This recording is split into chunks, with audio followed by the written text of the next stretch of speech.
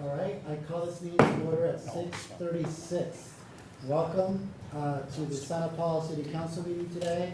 It's the 5th of November. I am going to let everybody know that I am going to close the meeting this evening in honor of someone that passed away recently. Her name is Virginia Hernandez, longtime Santa Paulan. She was about to turn 99 years of age, and we lost her. And we'll close the meeting in her honor. We're going to start with our invocation. Mr. Deacon Garin. Please rise.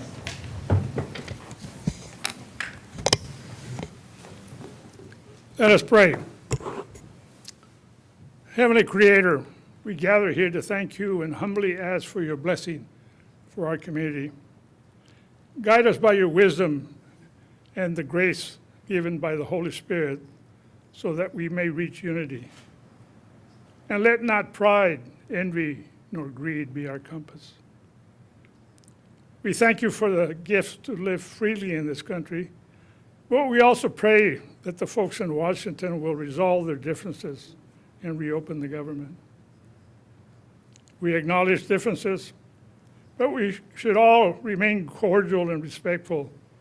That, after all, is the hallmark of our country and our community, and especially of our Lord, who exhorted us to love our neighbor.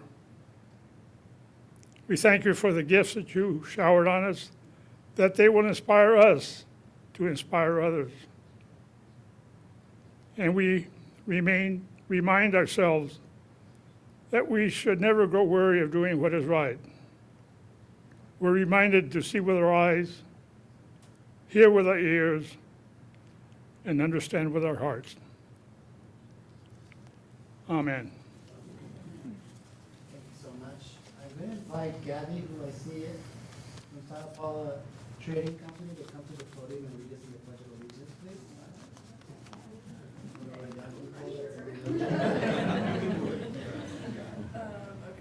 All right. Do I have to lower this at all? No.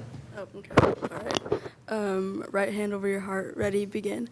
I pledge allegiance to the flag of the United States of America and to the republic for which it stands, one nation, under God, indivisible, with liberty and justice for all.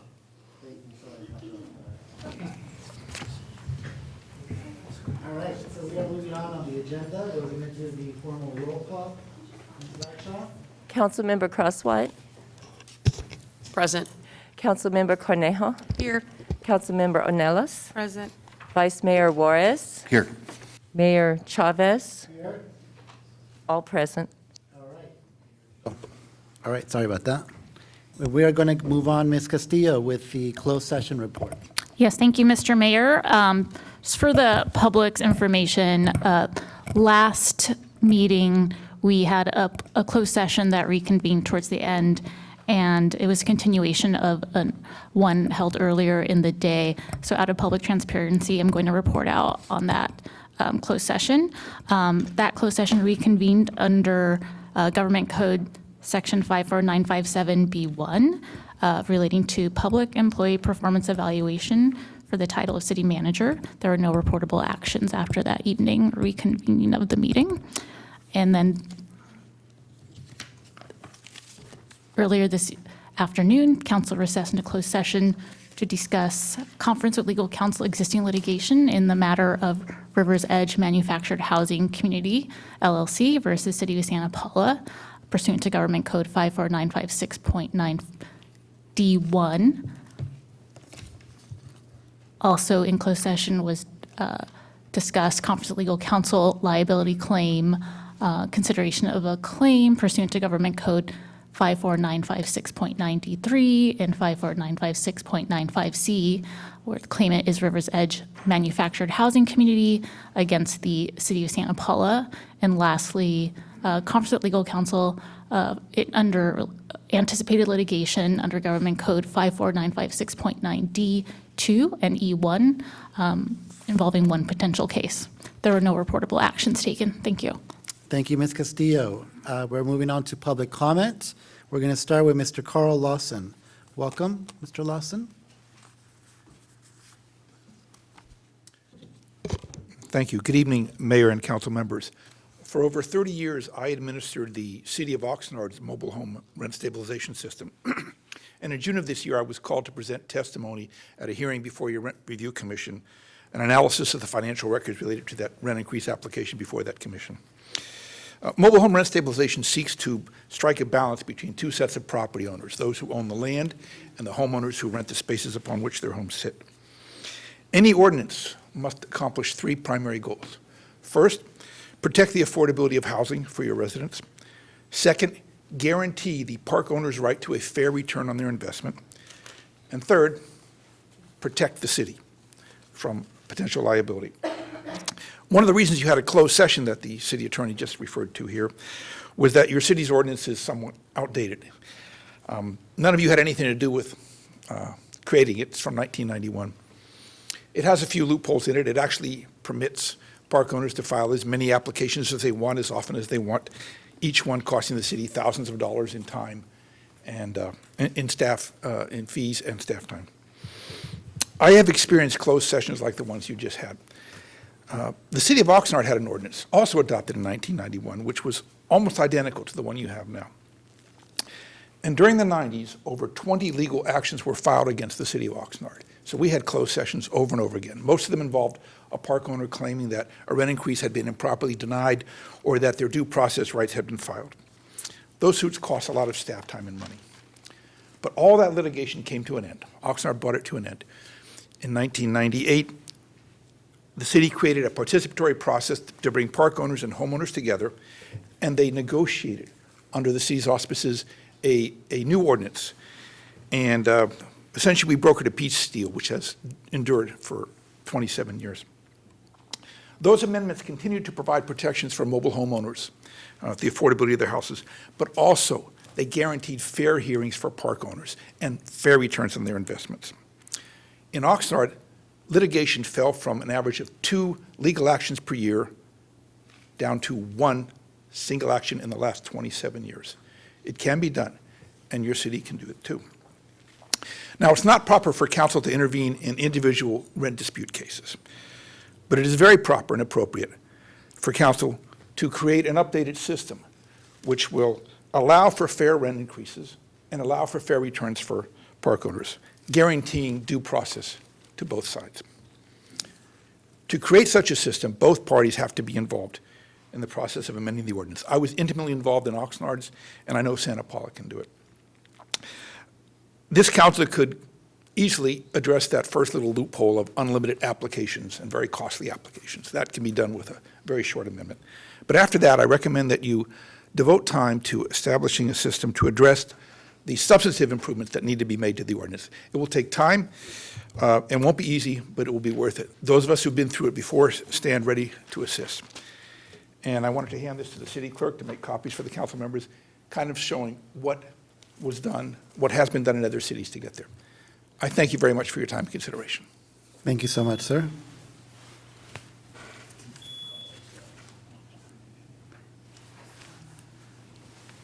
All right, Miss Donna, you're up. Lily Fields. Thank you, Mayor, Mr. Mayor, and council members for allowing us to speak this evening. My name is Donna McClure. I own Lilyfields Vintage on Main Street in Santa Paula. My family and I have been residents for 10 years, and I've owned my business for 9. Recently, it's come to our attention that there will be an event that will close Main Street the entire business day, December 13th. There will be numerous food trucks located near our local restaurants and over 50 street vendors that will be placed in front of our small businesses. For the past 7 years, on Small Business Saturday, which is a day to honor small business, it was decided to hold our annual Christmas parade. This meant that Main Street had to be shut down and sales for that day were impeded. This year, after 7 years, the date for that parade has been changed, and we were overjoyed because that meant that we could have the full day for holiday sales. As a small retail business owner, having our streets opened and parking available for the community and for those traveling into town is crucial, especially during the holiday season, as it is the most important time of the year for us. Most of us have struggled this year. Our businesses are down. We have firsthand experience and records to prove that when we have street closures and pop-up markets, our businesses suffer. We ask that you consider relocating this event. We also urge you to decide how many of these events we should have on our main street and in Santa Paula on an annual basis, especially when they're so close to those of us who pay rent, mortgages, utilities, and purchase thousands of dollars of inventory, as well as pay our required city sales tax. Thank you for your time and consideration in this matter. Thank you. Thank you, Donna. Just for clarification, December 13th, what is that? Is that a? What event is that? The city has a current application that we're reviewing to close Main Street and do a kind of a pop-up, like a holiday bazaar kind of event, bringing in, crafts, people that, various vendors that It's not a sell city stuff. event. It's not a city event. It's a private event Local nonprofit sponsored event. on Main Street on the 13th. That's the proposal. Okay. Yeah, I don't think it's a nonprofit, and it also, they bring in businesses that directly affect us. If you Yeah. could speak in a speaker, or. I don't believe they're linked to a nonprofit, but I also know that they bring businesses that literally have nearly identical inventories that we have. But again, putting food trucks in front of our restaurants. All of us are suffering, our businesses are down. This has been a tough year for us. When you put businesses in front of businesses that have a vested interest in this community, it hurts us. So we need to decide how often we're going to do this and if it even should happen at all. Thank you. Thank you. Just needed that clarification on what that was, and we'll follow up. We have Tracy, Santa Paula Trading Company.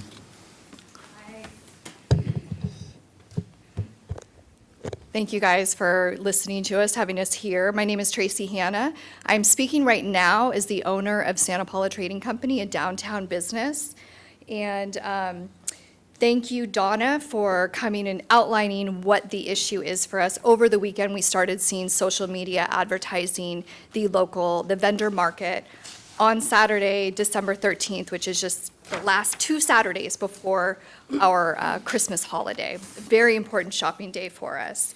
The advertisement said it's a street fair with over 50 vendors and food trucks shutting down Main Street between 8th and Davis. This is quite alarming for downtown businesses.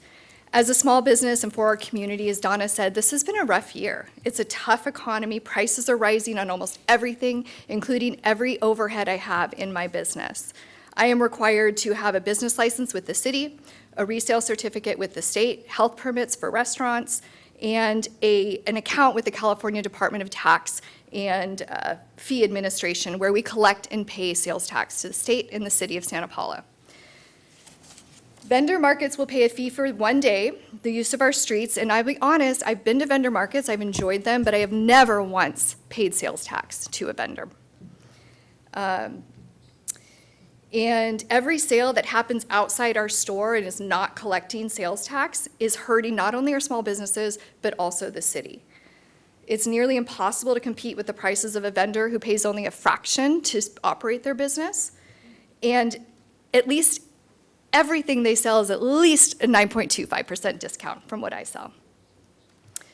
On one hand, the city talks about being business friendly, and on the other hand, issues permits that have no regulations that I've been able to determine to limit anyone to submit a permit, close our street, limit our parking, and limit access to our shops on one of the busiest shopping days of the year. Starting Thanksgiving weekend, there is a vendor market every single weekend day, sometimes multiple vendor markets that are happening on private business properties. This one is especially troublesome because it is permitted by our city. And we talk about a vision for a thriving downtown, solving the problem of vacant buildings along Main Street. And this type of event just greenlights more businesses having to shut their doors and more vacant properties. And I want to be really clear also, I think there's a place for micro businesses in our economy. I personally have over 30 micro businesses who sell their art and crafts and jewelry in my store, and I collect and pay their sales tax as well. We need to have a conversation about how we are doing this, why, when. When film companies come and disrupt our day, our shopping experience, they're required to get approval from businesses. How is that same consideration not a part of shutting down our streets during the holiday season for a private citizen? Thank you for your time. Thank you, Tracy. And can we follow up on that and have a conversation about? Can you clarify if there is a connection to a nonprofit with the application? Yeah, I'm happy just to respond. The application that we are reviewing is sponsored by a local nonprofit, one of the sports entities in town. We don't have any guidelines currently, as I think you heard from the last two speakers. And so it would be kind of highly subjective for the city and staff to decide, which applications we should support and which we shouldn't. And so it may be a worthwhile discussion, maybe a future study session with the council and maybe also the Planning Commission to talk about the establishment of some guidelines, the number, frequency, maybe blocks of time when during the holidays it wouldn't be appropriate, and or to only allow these like in parks and not shutting down the street, or those kinds of things. We're not agendized to talk about that tonight, but it certainly would help staff if we had that kind of guidance. So a permit was approved. It hasn't. I don't believe it's been approved yet. Right. So the permit has not been approved, and the ultimate decision of approving that permit will be decided by who? Staff. And staff has the flexibility to deny a permit? If there are, maybe I should let Mr. Barnes speak to it. I appreciate that. It's Yeah. a big deal. Please keep this brief. Okay, Thank you. I will. So currently, the ordinance gives allowances to deny permits based on public safety, traffic concerns, if we feel like city services or resources would be overwhelmed by the event. There is a small section that does give allowances to move events and dates and times, but it's not clear why. It kind of reflects back to, we can ask them to move the event if we feel like there's a safety concern at the location they're going to be at. It's really built around public safety and city resources, not just, doesn't allow just to deny a permit. If they meet the requirements of the ordinances and the application, then there's not really any guidance as to being able to deny the permit request. Can you just, Yeah, and because this is not agendized, we can't go into greater discussion. So if there are any follow-up questions, please reach out to staff. so we will reach out, and I'm going to ask Councilmember Crosswhite to join me in communication as a member of our Economic Development Team, so we can get on top of this fast. I believe we have a meeting scheduled for next week, so we could even put that on the agenda. Is James here? There's James. James, do we have an economic development meeting? On November 11th, next Thursday. Yeah. We can add this to the agenda. Great. Thank you for your concerns. We are moving on to agenda item 7A, Athens 2025 Recycling All-Star Awards. Ms. Guthrie, welcome, and the team. Yeah. You guys should need to join her so she doesn't feel like she's by I will herself. introduce them, and they will all join us in All just right. one moment. Overwhelm you this early. Good evening, Mayor Chavez, members of the council. My name is Rhonda Guthrie, and I am Vice President of Government Affairs with Athens Services. We are excited to be here this evening as your solid waste and recycling partner to honor and recognize our 2025 Recycling All-Stars. These honorees have gone above and beyond in participating in recycling and organics waste programs. And this includes things like having all 3 waste streams on site and grouped together, using correct signage on all containers, annual training for all employees and/or tenants, and participating in waste assessments with Athens Outreach and Education Team. And speaking of our outreach and education team, I would like to introduce our 2 rock star recycling coordinators who are out working with our commercial customers in this community every day, Alex Pappas and Mateo Juarez. We also have our new community relations manager here this evening, Crystal Evans. And before I call up our honorees, I did want to thank some of our elected offices for being here this evening and presenting certificates to our honorees. We have Atticus Reyes with Assemblymember Steve Bennett's office, and Michael Durazo with Supervisor Kelly Long's office, and we also have certificates from Senator Monique Limon and Congresswoman Julia Brownlee. I would also like to mention that the frames that we are giving to the honorees tonight are made from locally sourced recycled materials. First up, we have Blanchard Community Library, represented by Justin Formanek and Ron Merson. Oh, Justin. Blanchard demonstrated exemplary performance this year in the way they sorted and separated their trash, recycling, and organics. During our waste assessments and trainings, they had plenty of questions for us, and they expressed a strong interest in additional training opportunities and outreach presentations. Do you want to Sure. do a picture, or do you Yeah. want to wait until we finish both and then do one? That's it? We have one more honoree, so I don't know if you want to do a picture with them or wait till we get the other ones up and you can. What do you want, what would you like? Let's just, we'll just wait since we have kind of a small group. Okay. We'll wait and we'll do a picture after I do the next honoree. Okay. Next up, we have Foster's Freeze, and Scott Schaefer is here with us tonight. Landfill diversion remains a central objective of our outreach efforts, and Foster's Freeze has consistently set a high standard in this area. Their team has demonstrated exceptional commitment to proper waste assessment, effectively utilizing all 3 waste streams, trash, recycling, and organics, with 0 overfill or contamination incidents for over a year. This achievement reflects the staff's strong awareness and dedication to correct sorting practices across the board.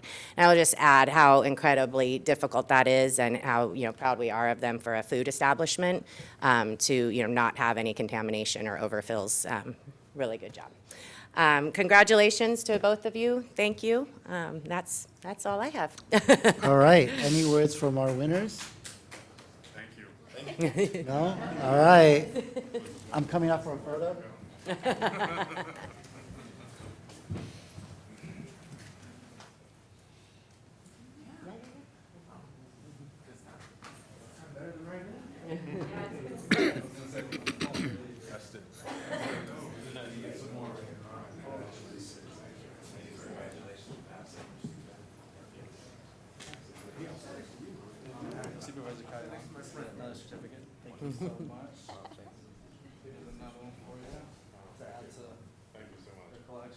Come on in here, Michael.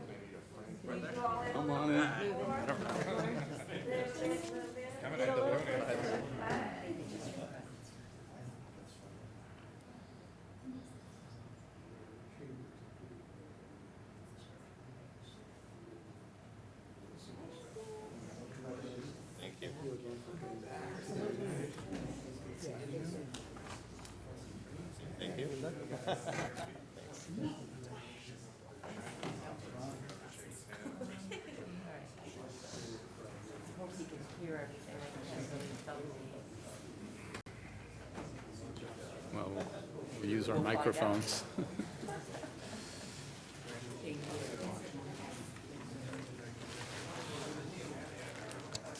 Chief, while we're moving around, I just want to verify you can hear us okay? Yes, I can. Okay, great, thank you. All right. We are moving on to Police Department report. Chief, take it away. All right, thank you, Mayor. Good evening, Mayor, Vice Mayor, council members, City Attorney, City Manager, our staff, and our viewing audience. I'm glad to come to you tonight with our Police Department report. And if I can just get someone to advance the slides as we move forward, that would be great. I do not see it on the screen. It should be on the screen. Do you have your report with you? I have it Yes, on the I do. screen here. Okay, I'll just guide you along as we move forward. Okay, so we can advance to the crime stats page with the crime stats box, if you can move to that. And so a quick review of the last 3 months, August through the end of October. This is a good opportunity for me to tell you the value of our new records management system, Mark 43, because all the NIBR stats, which is the National Incident-Based Reporting System, all those stats that go to Department of Justice go through Mark 43 first. They go to State Department of Justice, and then they go from there to the FBI for the national statistics. So real time, as soon as we take a police report, we enter it into Mark 43. That goes directly into the NIBR's format already, where before we would have to extract information just to prepare a chart like this. So it's amazing, and several more crime categories that we can share with you to go through the stats. So just in reviewing the stats here on the crime stats on the chart, if you can advance the slide to the next, do you have this? There you go. Thank you. Our stats here are just instantly derived and placed in Mark 43 before they leave to DOJ. So our stats here are relevant in the aspect of reductions in several of our important categories, including robbery, sexual assault, and the assault sections. I want to talk a little bit about our burglaries, which are up 8 from last year. We have a total of 10. And those burglaries have been partly in the area of commercial burglaries and also residential burglaries, pretty much split in half. And so there's not a significant pattern, so to speak, with relevance to it's the same suspect doing the same things. We did make an arrest on a commercial burglary. So that was one of our commercial burglaries. The others are related to a theft of copper wire, a business where some money was taken, and other ones where tools were taken. So those are the typical commercial burglaries that we've been dealing with. So we have closed out one case with an arrest. The other residentials are during the daytime, and nighttime. No specific link to one suspect doing all of them. They're just random. Tools, some jewelry, and some collectible coins were taken in those. So overall, an increase. But as you know, copper wire is very popular for theft these days in large quantities, and so one of our commercial burglaries had that. Our other thefts are down. Motor vehicle thefts are also up, and I'll go ahead and cover that for you really quick as I bring it up on my screen. Motor vehicle thefts are not, again, these are not occurring in any particular pattern.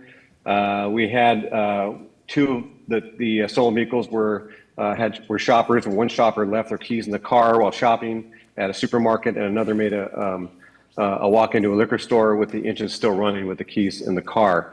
Another vehicle was taken as a result of keys taken from a restaurant table while the owner was still seated at the table. So in some of these cases, we look at reducing crime through deterrence and advising our residents ways to reduce and deter crime.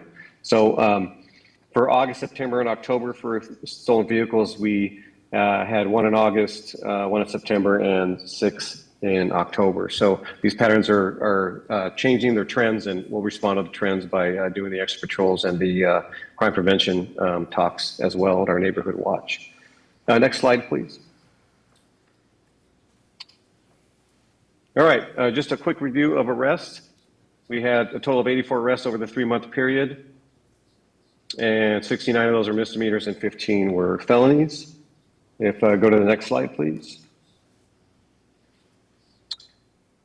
DUI arrests were 23, so another good representation for the 3-month period. Next slide, please. Training, and going into our training part, again, this is really something we have committed to since coming on board, and that is getting our department more professional, highly trained, highly skilled in many areas. And so that goes without saying that it involves both our sworn and civilian staff. We spent a specific time trying to get our dispatchers trained. You know, we have 4 new dispatchers. They've all been to dispatcher school. We've sent our dispatch supervisor to supervisor school, and now we're starting to send our dispatchers to tactical dispatcher school. So it's really some good gains for us, and getting our skill set uplifted in our dispatch center. The rest of our organization has been with our sworn staff attending detective courses, assertive supervision. Every supervisor, senior officer and above has been through assertive supervision. And we just completed our second SRO, school resource officer, completed the basic SRO school, so now they're both trained up. And so our training has just continued to make sure that we are updated and we provide a high quality of service to our public. Next slide, please. For department projects, as you have come by last week and with the rest of our elected officials and dignitaries and our committees came by and viewed our phase 1 completion through our station. It's amazing. The inside and outside of the station look beautiful. And as we had a few retirees come in and people on committees who have been here before years ago and could not believe the changes in safety and the changes in making this a nice environment for our staff. So thanks to the council, thanks to Measure T committee, thanks to all of us who took part in making this place a better place for our employees. Parks and Rec did an amazing job of the landscaping, as you see, and we're very, very proud to have this great department. And we had a great celebration last week to honor the opening of our station. So new records bureau, new detective bureau, new furniture, new flooring throughout the station, new public lobby, lots of history on the walls. We're really proud of what we have in Santa Paula at the police department, and it was a great to show it off. Next slide, please. Another project we have that's ongoing, our Santa Paula Police Canine Foundation has graciously approved the purchase of we call gear storage lockers. Currently, when there are none, there have not been any at Santa Paula Police Department. These lockers are great for our patrol officers to put their bags in when they're going on their off time, and then they have easy access to it when they come in for their days on to work. They no longer will have to put their bags in an unsecured area, which we won't allow in the station, but they have to put them in their cars when they leave work and bring it back in. So this is a major convenience. That is a convenience at many patrol stations throughout law enforcement. And so there'll be 21 gear lockers installed December 18th. They've been purchased and paid for, and we're really thankful and appreciative that the Police Canine Foundation has created even a better environment for our officers to store their property and their gear that they need, and they can get it at the station at any given time. Thank you, Police Canine Foundation. All right, next slide, please. Our Mark 43 implementation is completed. We went live on July 17th. It's been amazing, working out a few kinks along the way. But at the end of the day, our staff is, both patrol, all of our staff is impacted by this. Property and evidence, records, patrol, dispatchers, detectives, we're all impacted by the excellent implementation of Mark 43. As you see the picture there, if you can see close up, on the picture on the top, you'll see that originally we had about 3 screens for our dispatchers. Now that we have Mark 43 at the tip of our fingers for all of our dispatchers, they now have 4 extra screens to work with, which is a mapper, a CAD system that tracks all of our units at any given time, and just an amazing feature. Our dispatchers are incredible multitaskers, and they've come on board and learned the system pretty darn quick, and we're really happy with this. So technology is definitely taking place at Santa Paula PD. Next slide, please.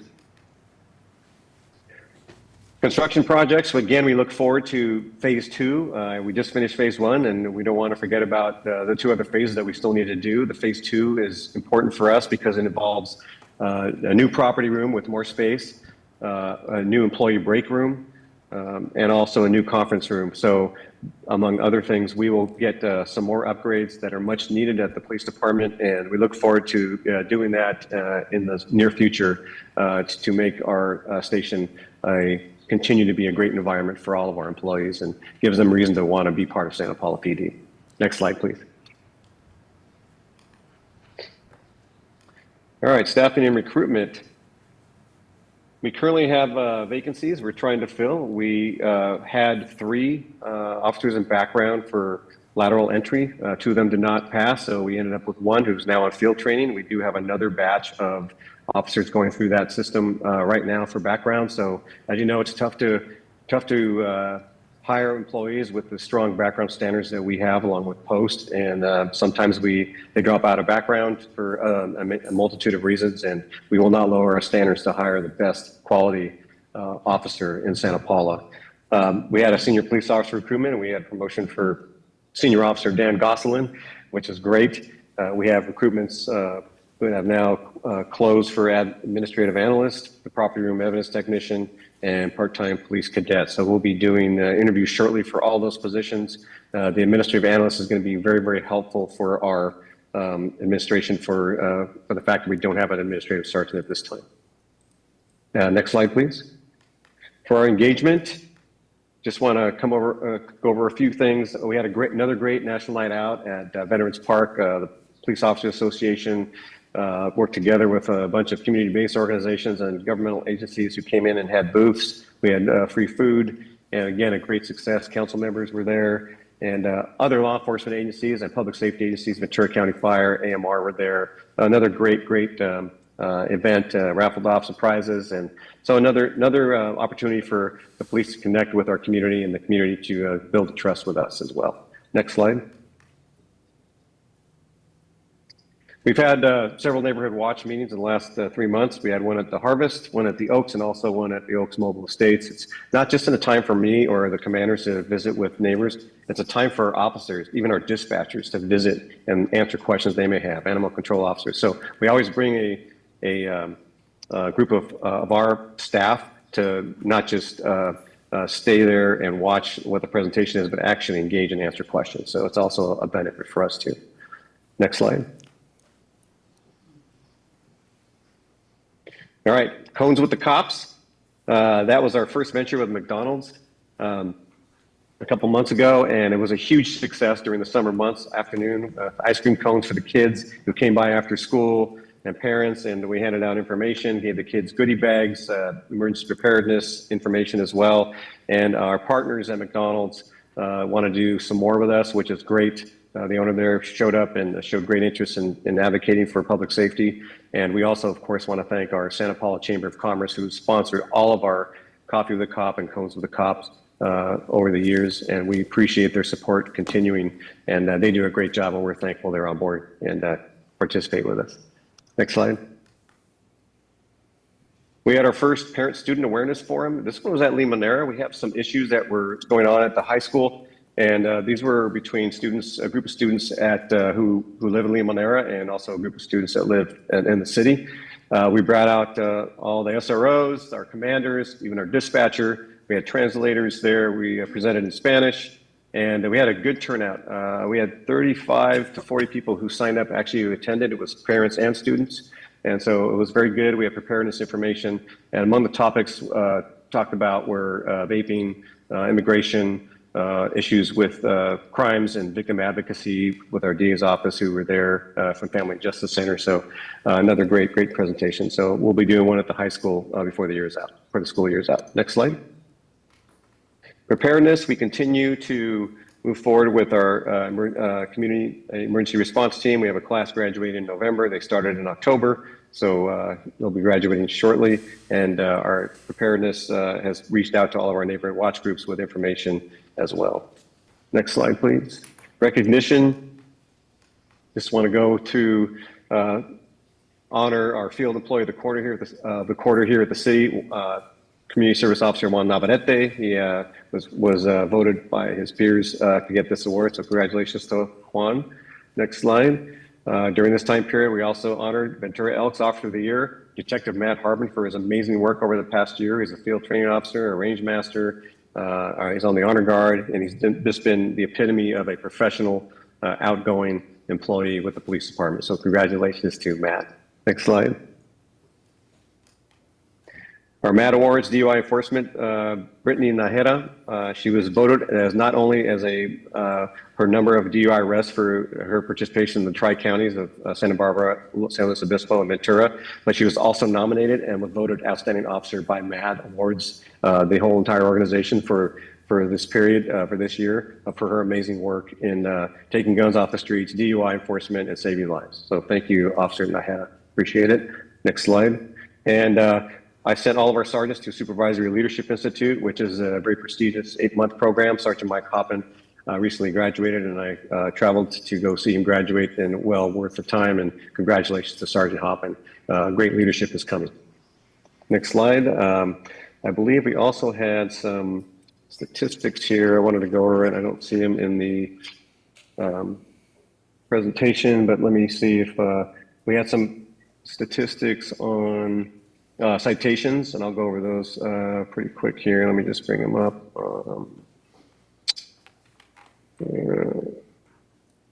So to date, we had a request for some information for citations. So our citations for February to May, there were 500 traffic citations issued. For June through October, which is a 5-month period, we had 604 citations issued. We also had a total year-to-date. Our traffic citations is 1,274. The officers stayed busy out there with traffic enforcement, which reduces traffic collisions and gets the word out on people following the rules. Our parking citations year-to-date is 779. And our administrative citations year-to-date are 12. We had actually 13. We had 11 that were issued for fireworks violations. We had 3 more that were issued by animal control since January 1. So all those are administrative citations, which are fines that have to be paid by the violator. And let's see, our calls for service response times. Our new system, Mark 43, we're kind of messing with the information, trying to get accurate numbers. And so moving from TrackNet to this, our old dispatch system, it's a little bit of a transition to try and do that. But since August 1 through October 31st, our priority 1 emergency call response times from the time it was dispatched to the time the officer gets on scene was 2 minutes and 30 seconds. And with that, I will pass it off to council for any questions or comments. Council members, questions for the chief? Chief, can you give just a quick brief update regarding the Chiefs Advisory Committee? Oh, yes. Thank you, Mayor. So we had the staff report in June, and we discussed some things about how we would like to do this for the Police Chiefs Advisory Committee. We are moving forward with a 5-member panel that will be selected by the police department and the chief and his executives. And then we will move forward with doing a staff report as we get closer to selecting those names and those members as we move forward. And I anticipate January we'll be back to council with a staff report implementing the Police Chiefs Advisory Committee. Great, thank you so much. Thank you. All right, we're moving along. Thank you, Chief. To the Measure T Oversight Committee year-end presentation. Is that you, Mr. Singer? Ms. Ramirez, do you want to introduce our Olmos? Measure T presenter? Yes, Ms. Olmos will be presenting on behalf of the Measure T Committee. I believe this is your second or third time around? Yes, I think it's my second for the Measure T, yes. Good evening, everyone. My name is Vanessa Olmos, and I'm a member of the Measure T Committee. I'm here on behalf of the committee to present to you our annual report for the fiscal year 24-25 revenues and expenditures of the Santa Paula Local 1 cent tax for Measure T. Yes. Today we'll be presenting a bit of history on Measure T, the committee members and obligations for the public's benefit. We will also provide a brief overview of the fiscal activity for 24-25, highlighting department accomplishments, and end with recommendations from the committee due to projected trends for fiscal year 25-26. As you may know, Measure T was approved by Santa Paula voters approximately 9 years ago. The measure imposes a 1% sales tax for 20 years. At the time, it was estimated that this would generate $2.1 million in additional revenue to the city. However, we're seeing that revenues come in closer to $4 to $4.5 million annually. The measure required a 5-member citizen commission be formed to serve in an oversight role. The committee members listed here have 4 set obligations. The 2 items presented at council level include the recommendations of expenditure levels, which is presented before the budget is adopted. The second is the annual report, which is the intent of this presentation. In preparation for this report, city staff has provided the committee a detailed report of revenue receipts and expenditure line items.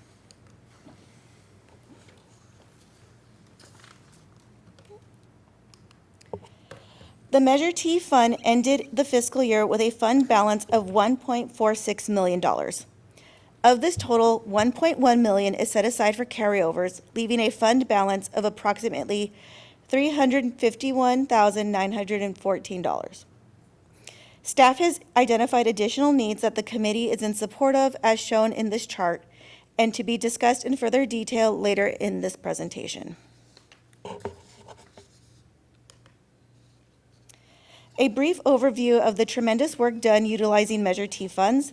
This year saw a 4% increase to sworn officers' base salary, meant to retain and attract officers as intended with Measure T.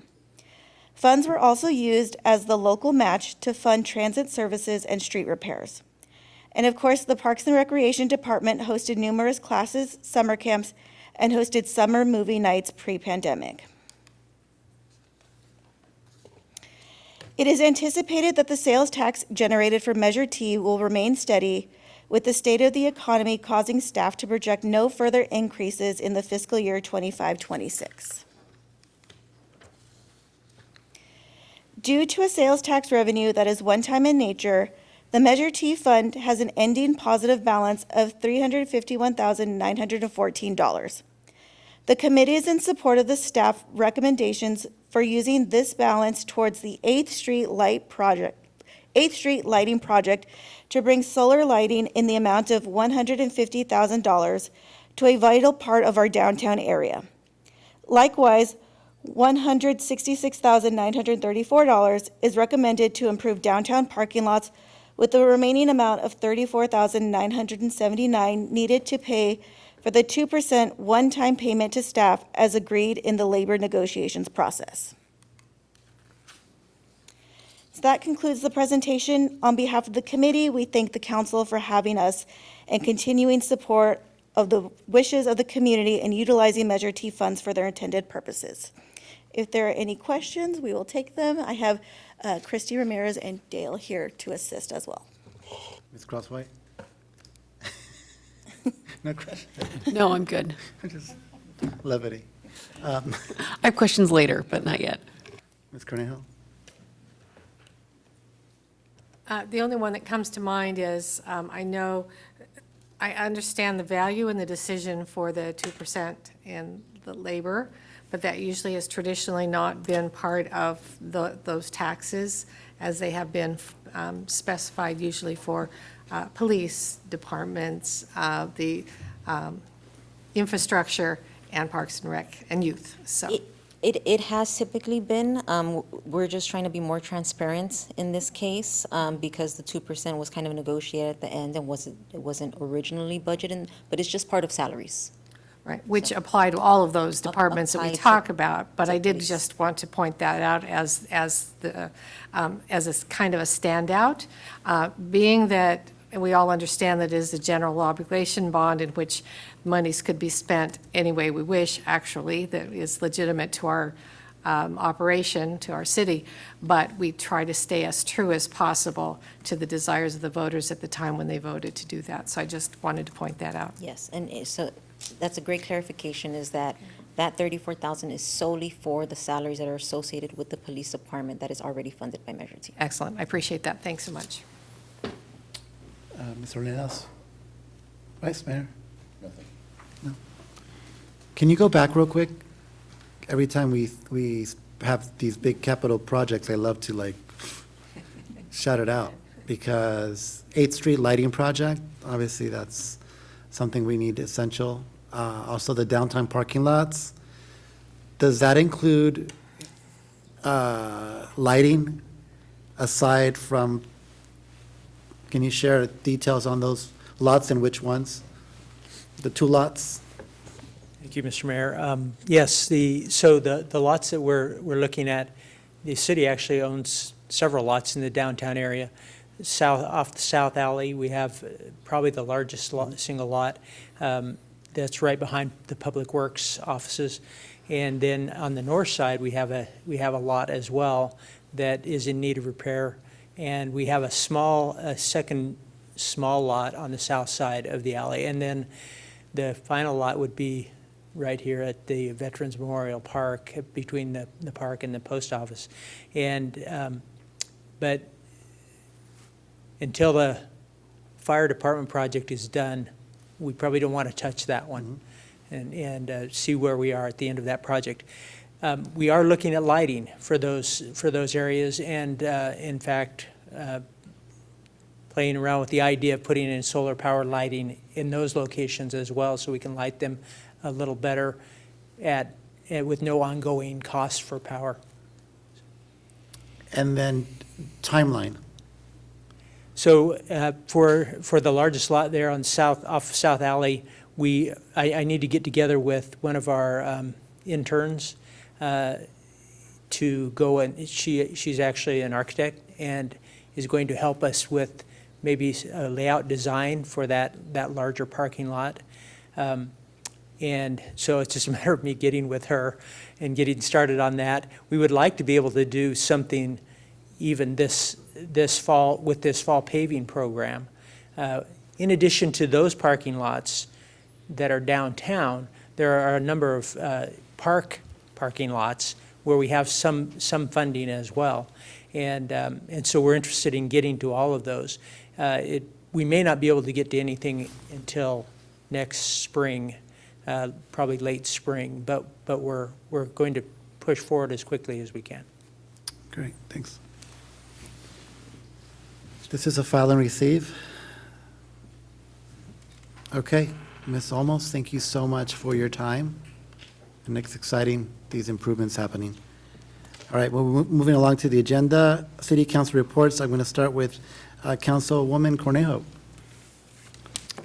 Thank you, Mayor. I won't go into great detail, but attended a number of events and meetings over the last couple of weeks since our last meeting. I am the representative for the Ventura Regional Sanitation District for the council, so we met on the 16th of October. On the 24th, I attended the roundtable on economic vitality on your invitation. It was very interesting, organic discussion about those types of issues that I'm sure is going to give a lot of input and impetus to the Economic Development Committee, I think. So a lot of interesting thoughts came out of that.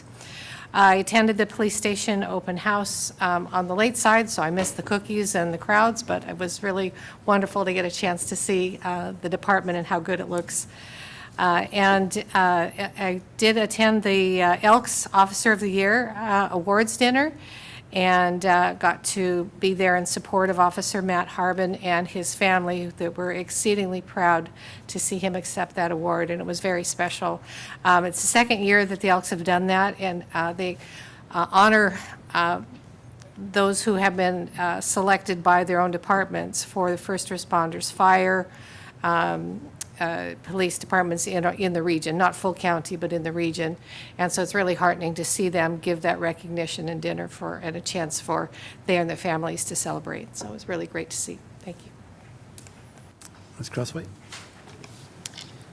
All right. It hasn't been as busy as usual in terms of regular meetings, although there have been a lot of events. But just a couple of things from, I had 3 SCAG meetings, the Southern California Association of Governments. I had a legislative communication and membership committee with them, an officer briefing, and an executive administration committee meeting. And the 2 things that I'll just share, at our legislative committee, we had an update a couple of weeks ago from Congressman Ken Calvert of Riverside County on his assessment of sort of where things were at with the government shutdown. And then the SCAG does have a Future Leaders Initiative that they're launching, and I failed to remember to get the deadline. It's at the end of this month, so at some point. I think it's before the holiday.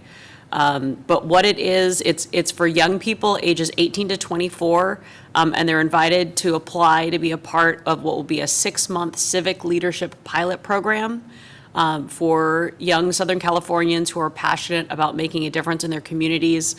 They'll be able to participate in the monthly sessions virtually. The last session, there will be an opportunity to go down and participate from LA if they so choose. And it's a great opportunity to gain insights into policy, planning, sustainability, advocacy. They'll also be able to share their ideas, so it won't just be learn about, but they'll get to share their ideas and perspectives. They'll get to build leadership skills and connections with civic leaders, and they'll receive a $500 stipend for participating. So there's no cost to apply for the program. If you know young people between the ages of 18 and 24 who are interested in civic leadership of any kind, I would encourage them to go to the Southern California Association of Governments website.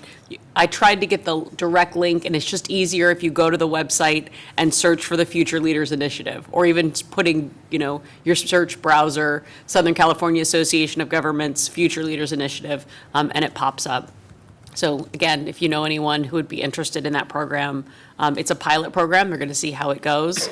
But I would love to see some Santa Paula individuals or Santa Clara Valley individuals be a part of that program.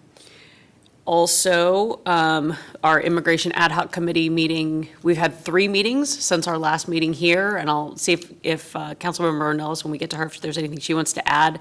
But I'll just say that we've been talking about some policy recommendations, and then later, we're going to ask as part of a future agenda, not future agenda, but an agenda item that's coming up on our agenda later, to ask the council to set aside some funding for us to come back to you with recommendations on as part of the committee. So we'll be coming back with more information. We're hoping that maybe we can at least have some initial conversation at our November 19th meeting, but we've got a tight turnaround. So we're not promising, but we're definitely trying to see if we can get at least one piece of that back to you by then. I had a Ventura County Transportation Commission sub-meeting. They're trying to figure out whether or not it's feasible to do an integration of paratransit in the county. And so I had a meeting where they were sort of sharing the opportunities and also the challenges that they've learned about in doing that study. So that'll be coming back to the commission at some point, and I'll have more details to share. But that is something that we've been looking at. What could that look like? Maybe not even necessarily to go under one sort of contract for that, but how can we do paratransit service better in the county? And then just a couple of events. I attended the ribbon cutting for the partnership between Harrison and Agerman for the Mountain View Food Waste Processing Facility in Oxnard. It's a state-of-the-art facility that's processing large-scale organic waste into a product that can be used for compost and fertilizer. And so it's a impressive piece of equipment that they have there to process that green waste to help our county be in compliance with state law. And then just some fun things. The Employee Appreciation Halloween Lunch is always a highlight of the year. kudos to the staff. They all did a fantastic job. For those of you in the public that don't know, they dress up in themed group costumes, and they do a little air guitar where, there's usually music and performances, and it's a good time of camaraderie and laughter. And so anyway, it's a fun thing that the employees get to do over lunchtime once a year. And so it was a great time as usual. Really creative costumes. I'm always like, how did everybody come up with those? That is not my gift. Let's see. I think most, if not all of us, attended the open house for Phase 1 of the police department, and that was a great event. And then the only other thing that I will add is that if you don't know, you can watch the Santa Paula High School football games online. So if you're interested in watching any of the football games, I don't know if they broadcast anything else, but I know they broadcast the football games. Let me know, and I can get you connected with the link. So. They also stream on Channel 10. And they stream on Channel 10. So, thank you. We're going to jump over to Councilmember Ornelas. I don't have much to add, but we did have the immigration ad hoc meetings. And I also attended the PD open house. Councilmember Crosswhite covered it. I don't really have much to add for ad hoc stuff. And I think that's it for me. Okay. Thank you. Vice Mayor. Thank you, Mayor. I had the honor of representing the council because at the Ventura County Council of Governments dinner, which was held on October 16th in Moore Park with other county officials. I attended also the Santa Paula Police opening of Phase 1 and look forward to Phase 2 and 3 in the future. As Councilmember Crosswhite said, the city's Halloween party was just a great event. We got to see Kiss in concert by Parks and Rec, and also many city staff dancing the Monster Mash. It was a lot of fun. And don't forget the race cars, the Mario Kart. That's right, the Mario Kart. Mario Karts. That was hilarious. Yeah, to be there, it's funnier than heck. And then the mayor's probably going to talk a little bit, but we had the honor of having Julie Brownlee and Vianney Lopez talk, and also the mayor talked about the shutdown. I'll let him talk a little bit about that. Today, the mayor and I met with the city staff and actually a few concerned residents about our standing cannabis committee. So there might be some items coming in. We have another meeting in January, and then hopefully in the future we'll come back to the council with something. And that's my report, Mayor. Thank you so much. All right, we're going to go to the mayor's report. Ms. Latshaw, can you put it on the screen?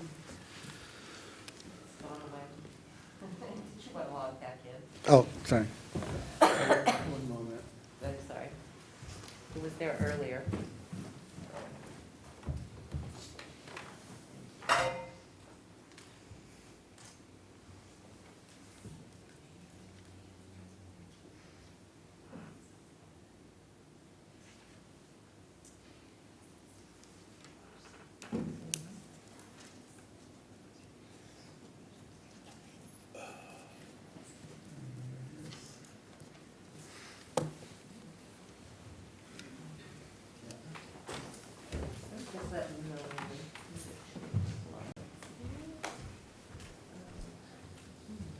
So I'm going to start the conversation today. My report is going to be sharing some highlights from a recent conversation we had with the community about our economic vitality goals and just brainstorming, bringing positive energy about things the city needs.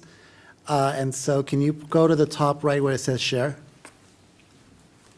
The blue button, I think it says present. Yeah. And so this was interactive, and so go to the next slide, please. We had a list of organizations represented. Next slide. And we had representation from various segments of the community. Again, this is a conversation that we had to collect feedback and go on to the next slide. We talked about the word economic vitality and what that means, and really being intentional about how we're going to move forward in bringing all these amazing ideas into fruition and bringing community together so that we can have a thriving downtown, so that we can have all these elements in the community that help everyone, uplifts everyone. And so economic vitality really refers to the ability of our community or region to sustain its growth and economy through productive activities, innovation, and efficient resources. We had a goal, next slide, that everyone agreed with, that we can build a stronger, more inclusive local economy where everyone benefits. That's our collected vision. We want to have a little bit of everything and have everybody rise from the initiatives and strategies that we develop. Go on to the next slide. We wanted to capture what people were feeling about our economy, our local economy. And if you notice, the words that are larger are the ones that had more people responded to those. Potential is always a word we keep talking about. The city, this community has so much potential. We see a future that has a thriving downtown where we have businesses succeeding, but we also have something that people are feeling, which is tied to feeling depressed, stagnant, challenged. And that was the voice from the business community sharing, the state of the economy currently and how we're all feeling about that. But I point out that we all had a sense that, wow, we can really do some things, and because there's so much potential here. We have the actual Main Street USA in front of us. So how do we figure out a way so that we can get more people to come to our downtown and enjoy that? Go on to the next slide. Out of the 15 folks that were present, everyone agreed that economic vitality needs to be front and center in everything that we do as a top priority. Next slide. We talked about what the benefits are of focusing on this. Look at jobs. Jobs is huge. Quality of life, city's growth, better funded programs. It all stems from bringing economic activity locally, creating jobs, and the trickle-down effect of what those jobs do for this economy and this community. Next slide. We talked about what are the 3 barriers we see that are impeding us moving forward, and the first one was business retention and growth. We have a lot of businesses that are suffering to try to make ends meet, pay their monthly bills, the rising costs, people not spending as much money under this economy because they feel like they need to conserve their money or they just don't have it. That was the general feeling, is business retention. We got to keep the businesses here that exist before we even start thinking about attracting more businesses, because if the businesses here aren't going to make it, what are they going to say about the folks that are out there that want to potentially come and bring investment? The second was business attraction. Again, they're intertwined. And then number 3 was the city not being business friendly.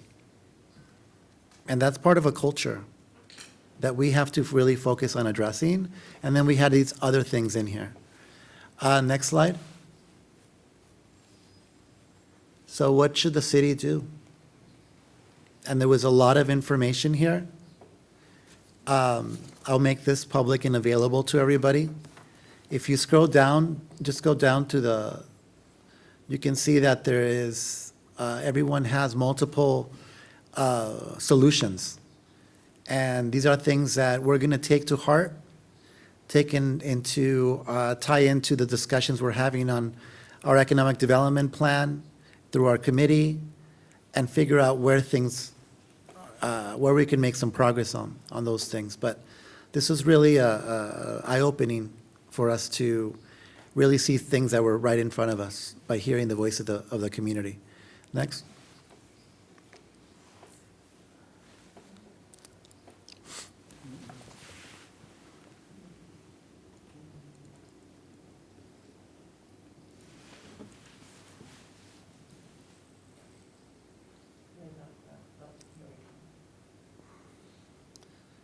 Again, our alignment. Many cities, we're not going to magically attract something that doesn't exist already. So we have to be strategic about what industries, what businesses we're going to bring to our community. And so that's the conversation we had because we brought experts, and Bruce Stencil from the Economic Development Collaborative is a regional player for funding opportunities through the tri-counties, through money that comes from the state in economic development. So next slide. This is what that alignment looks like. We focus on strengthen, accelerate, and bet, and then the anchor businesses that are tied into these economies. This is what the state's doing. This is where the investment is. And we got to figure out how we're going to align ourselves to some of these investments, because that's going to create a well of opportunity that's going to go in our direction. And again, all these anchor opportunities that exist, housing, education, childcare. Leslie, correct me if I'm wrong, but there was one more that was so, and Tracy, you can, if you remember the anchor piece, retail. Retail, people need to shop. They have their necessities, right? So the anchor piece there is so critical to all this other stuff that is, that there's economic opportunity for growth, focusing on tying this in to what we want to envision for the future. And then next slide. Again, Bruce Stencil, Gloria, Eric Wen from Fathom Works was here. Next slide. Our community partners, our chamber, our PBIT, our college, the union, like this is like all hands on deck. Right now is our moment in time where we have an opportunity. We adopted a strategic plan.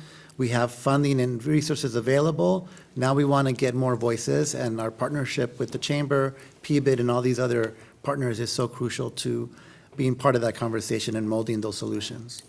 And then that is the end of this slide, I believe. That led me to say, what can I do individually? Because, again, it's about connecting with people and getting feedback. So there's a survey that I'm passing out to businesses that I'm collecting, just asking them about these essential things that we have to know about. The goal of all this is to spur passion, excitement about what we see that potential being. And so this is going to be presented to the Economic Development Committee. We're going to connect the dots and figure out what we can do to address some of these concerns so that we can become a more business-friendly city that's able to retain their businesses and grow their economy. And so with that, I will leave that as my report for the day. Thank you. And we are moving on to the city manager's report. Thank you, Mr. Mayor, members of the council. A number of the activities over the last few weeks have already been mentioned. It was a pleasure to be part of the police open house and just to see the transformation. There's that saying that you can put lipstick on a pig, but it's still a pig. You know, we're working with a very old building, a very old shell that's been neglected for a long time. And all the lipstick that's been put on there and the reconfiguring and the new furniture and the accessibility and the functionality is real, and it's an asset to our department and the men and women who serve us. Excited to see the momentum continue and hopefully have council later tonight get us moving with phase 2. It was a pleasure, too, to be part of the Halloween festivities. I don't like to do dress up, but when my staff says you're dressing up, you know, I oblige, and it was a fun event. Participated in the ad hoc immigration committees, the 2 that we've had in the last week, actually. I had a presentation at the Business Roundtable. It was well attended. A number of those businesses and attendees are here. And it was some good dialogue that occurred. I also was representing the city last week at the Ventura College East Campus Committee meeting, and will continue to try and be a part of that and help the community college better integrate into this community. And I'm doing some follow-up with them. And then finally was at the Cannabis Standing Committee meeting that we held this afternoon. And that concludes my report. Oh, just wanted to point out for the public's benefit that we are closed next Tuesday in celebration of Veterans Day. And there's, of course, our annual Veterans Day celebration right across the street at Veterans Park. And like all of you, I'm sure I'll be in attendance as we celebrate that day. So just wanted the public to know we're closed. Thank you. We are going on to consent calendar. Council members, is there any item that you'd like to pull? Ms. Crosswhite. Yes, I have some questions on 10G, the fire-related item. So I would like to pull that. And then my apologies to the clerk. I have two, well, at least one and maybe two edits that I did not have a chance to get to you before the meeting. And so I don't know if you want me to give you those now or just send them to you later. I can get with you later. The one that I'm not 100% sure, which organization, Mayor, has the car buyback program? Is that AQMD? The Ventura County Air Pollution Control Board. Okay, so air pollution control, so it said something about airports, and I thought it was air pollution, so. Yeah, air pollution. Okay, so those are the two, that and one other, and I'll send those to the clerk. Any other items? I just have one correction on the minutes of September 3rd, in that, under council reports, under mine, it says no reportable activities, where I had 4 items. Ms. Lashaw, you want me to give you those, or did you receive my email with those additions? I did receive your email. We'll be sure that that's updated. All right, thank you. And then the other, just to comment on 10E, the purchase of the Crafto Super Shot. I just want to comment, in case the council didn't know, that I asked if any of the funds for that crack seal trailer, which is going to treat our streets, is paid by either Measure T or Measure R. And the city manager told me that comes out of account number 108, which is Measure R funds. So I just wanted the public to be aware that those funds are still being utilized, and purchase of equipment to repair streets is part of that as well. And that's it. Thank you, Mayor. So I actually would like to pull 10C.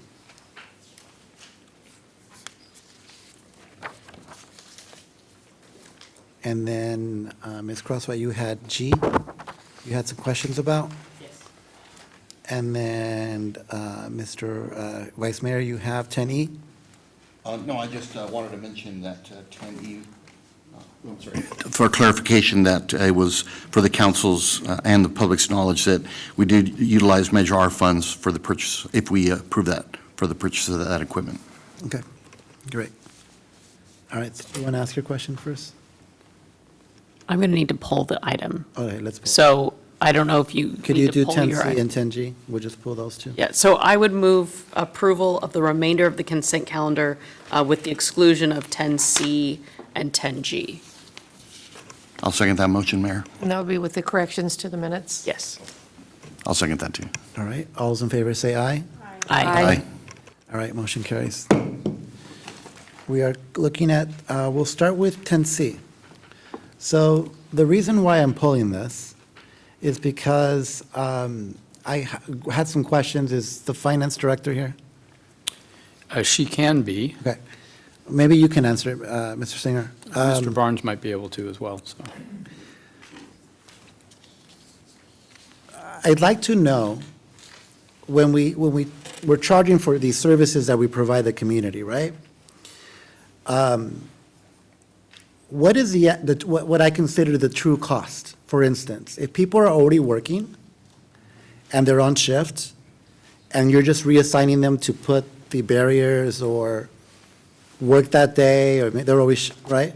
Are we charging the community or organization for excess of that? I'll jump in if Mr. Barnes wants to come up, but I'll jump in with a simple clarification, which is that generally, all of these special events occur either on the weekends or on holidays or in the evening, and not when our staff is available. However, I'll let him give a little greater detail. Yeah, thank you. So that is accurate. Most of them do occur evenings, later in a Friday evening or a Saturday. This specific item is happening over holiday weekend, so our staff is actually off on the day that this is occurring, even though it's a Friday. So the fees for the departments, as you can see in the staff report, We have an application fee, an encroachment permit fee, and then there's cost for staff time for Public Works, which is, and the Public Works Director is here, can maybe speak to it a little bit in more detail, but covers street closures and openings and barricades and those things. And then the police services is for security and also securing street closures. And again, the commander's here and he can speak to that. We have, and maybe the finance director, if I misspeak, can come up and correct me, but the fee that is associated with the hours is our fully burdened rate for each individual position that's approved in the fee schedule, and that's how those hours are calculated. To your question, if it's during hours, yes. So if someone is pulling a permit and maybe 2 hours are part of their regular work schedule, I believe that the departments are still calculating those hours into the services offered because we're still providing those services. We're taking them away from regular city work, if you will, functioning of street repairs or other services they might be providing, and moving staff in to provide support for that specific special event. Sometimes, and again, if the department heads or commander want to come up and correct me if I'm misspeaking, but it could also mean that we have officers coming in specifically for that special event. They're not officers that are assigned to patrol, but officers are coming in and being dedicated to that event. So they're being charged for those services during that time. So I don't know if that's correct or. The commander left. Commander left? Oh, okay. Well, but that's typically, especially with police services, that's what happens a lot because they're not taking officers off patrol to come work a special event. Officers are being assigned to a special event, much like we do with filming. You know, the officers that work any type of film that comes in and they're providing services to the film companies are specifically being assigned to that film detail, and a lot of times they're being assigned to a special event detail. I know that Public Works in the past, I will say this though, and I think I've mentioned this in other settings, I know that the chief and the commanders have worked hard also though to use cadets in our program, our Explorer program. Now that's, you know, we have an awesome Explorer program and they can come and help provide some services to reduce the number of officers that are there, to help reduce the costs. Our streets division, they work hard to maximize their time, move the barricades more efficiently using more trailers. I mean, I think we can even use another trailer to kind of get them out a little bit quicker. But so those efforts are made, but there's still a real cost to it. And typically we have to divert our resources to that special event to help provide the services. So that's kind of where those costs are initiated from. I think hopefully that answers your And question. each department is flexible, it's been flexible with, let's say if you have to work on a Saturday, well, you'll be off on a Monday, right? Like there's flexibility for that, or are they getting paid overtime for these services? I can't speak to that specifically. I don't know if any of your staff does flex time to offer services, but I think for the most part, they're getting paid overtime if it's on a holiday or one of our off Fridays. We do allow flex time within a pay period. So, for example, if somebody was coming in to work on 4th of July, you know, which this year fell on a Friday, I think, Yeah. they could say, yeah, can I take Monday off instead? And So there we is do that allow opportunity so that we could not pay all this potential overtime mess, right? Okay. That is a that is a union negotiated circumstance, though. Yeah. Okay. Tenchi, thank you. That's great. Did you want to move a motion on that one first? I'd like to entertain a motion to approve 10C. Mayor, I'll move approval of 10C, the waive and sponsor up to 50% of the cost for the city services for the 2025 Santa Paula Holiday Parade. I'll second. All right, there's a motion, there's a second. All those in favor say aye. Aye. Aye. Motion carries. Thank you. 10G. Yeah, so for 10G, there's a number of sections to the code related to the Fire Protection District Ordinance 34 that we're being asked to ratify, and I'm just trying to understand some of the implications and who has responsibility for what and how it will get communicated and implemented and who follows up on it and all of those things. I also had asked, and I've been told it might be available, if there's a map, because it talks about certain areas with the wildland interface. And so do we have a map of where it is that this applies to? So I don't know if there's someone from the fire district that would like to. Just real quickly, one, we do have Ryan Cry from the fire district and also Chief Williams. I do have a map here that I can put up and they can put it on camera, but there's more information that will be coming through the Fire Safe Council and through the county as they can talk a little bit more about this. This map is in flux. There'll be some changes over time, but we need community outreach and education on what it means and how to decipher this. Good evening. I just want to introduce Ryan Cry. He's our subject matter expert, has almost 25 years in fire code and prevention. He's our assistant fire marshal. Good evening, Mayor, members of the council. I said Assistant Fire Marshal Ryan Cry. The items before you tonight are ratifications of just the state code requires us to come for when we make more stringent changes to building standards in the state building standards code.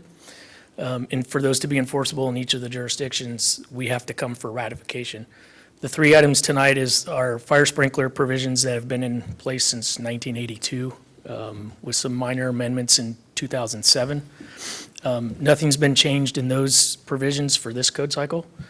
Item Appendix B is some stuff dealing with the fire flow, which is our water that we use for firefighting purposes.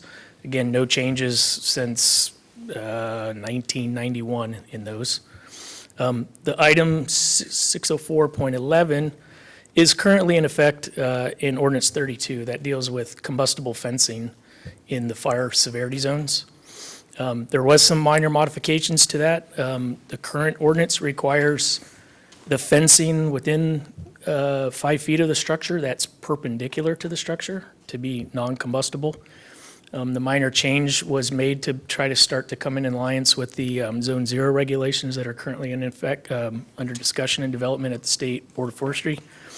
And that's just in addition to requiring the perpendicular fencing within 5 feet, we're also doing the parallel section of fencing within 5 feet. That's for new construction only at this time. There is a provision that says if you are changing any portion of that fence within that 5 feet section, that section only has to be converted to non-combustible fencing. The remainder of the fencing outside of the 5 foot zone can remain combustible at this time. A lot of this is, as we're aware, the Zone 0 is a big item at the state. And so we're kind of sitting tight as to see what the State Board of Forestry does as far as implementation and on existing properties for Zone 0. And once those provisions get set by the state and we kind of have a clear direction of which way they're going, we will certainly start having community outreach meetings, working with the fire safe councils, as James said, along with our community wildfire preparedness division, who have already been out hitting the streets, doing presentations on fuel modification items that are currently in effect in the code. But again, once Zone 0 kind of comes to play after the first of the year, we'll have a little more clear direction that we will start hitting a lot more education campaigns. Your question on the map, the maps were just adopted by the. It's a physical map. Yeah. There is links online as well. We can, on our website, fire.venturacounty.gov, that will take you to the state sites if people need to look up their property on those maps. But those are the LRA maps that were just recently published by the State Fire Marshal's Office, and we were required under law to adopt them. The County Board of Fire Directors adopt those maps couple months ago. I don't remember the exact date. So we have made, we are pretty limited by state law to what changes we could do to those maps. We could only add sections, not reduce or take sections out. That recommendations are going to be made through the state fire marshal's process on the 5-year cycle. So as we've identified areas that we have either feel need to be included in the map or taken out of the maps, we've made those recommendations as we come across them to the state. And on the state's page will be links that the public can as well make those recommended changes to the state fire marshals for the next 5-year cycle.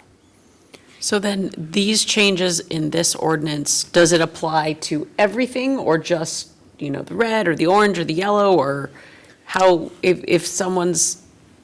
Yeah, everything that's in the ordinance now as we speak, the minute the state adopted those maps, those provisions that apply to the high fire severity zones went into effect.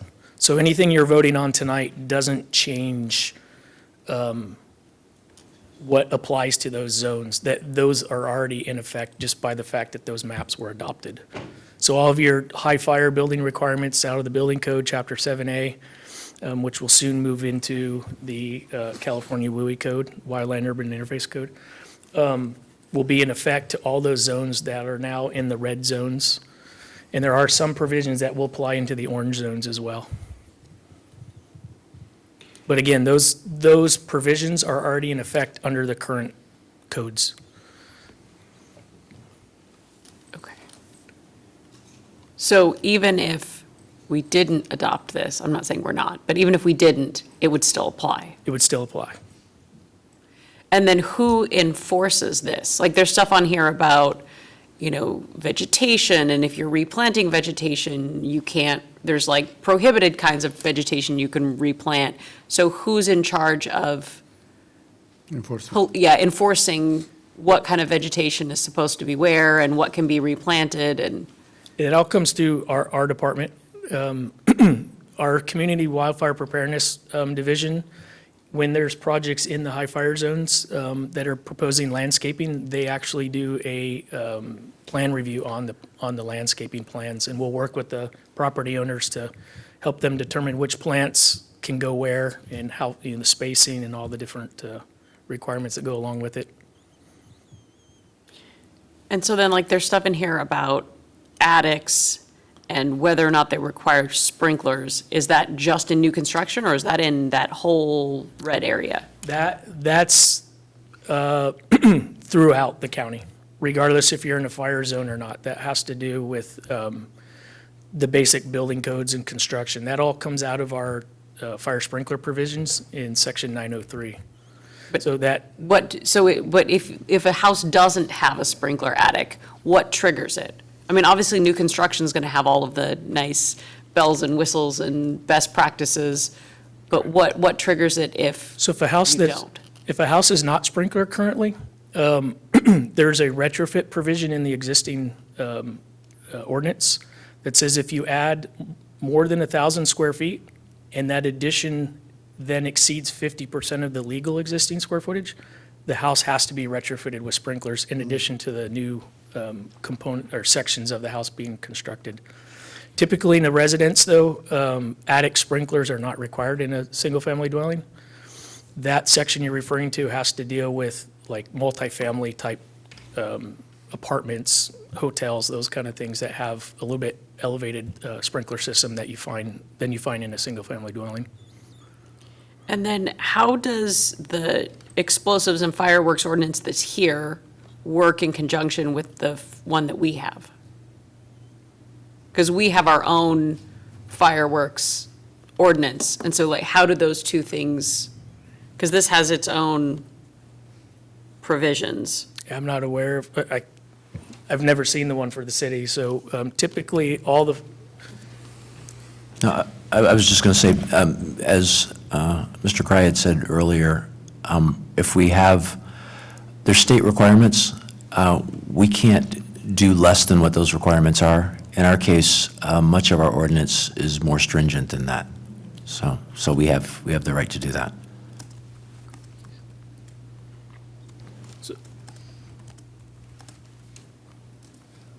Does your, the only question I always have is if your fireworks ordinance, is that just specific to like the possession and stuff within the city as well? Yeah. So, okay.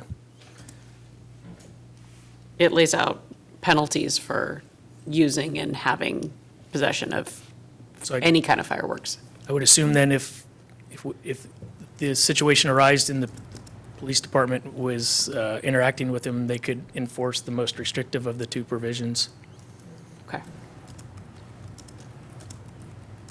And then, in terms of the secondary access provision, how will that impact, because there's something on here, I don't remember exactly where it was right now, but one of them said that your secondary access for certain sizes of development couldn't have a Knox box.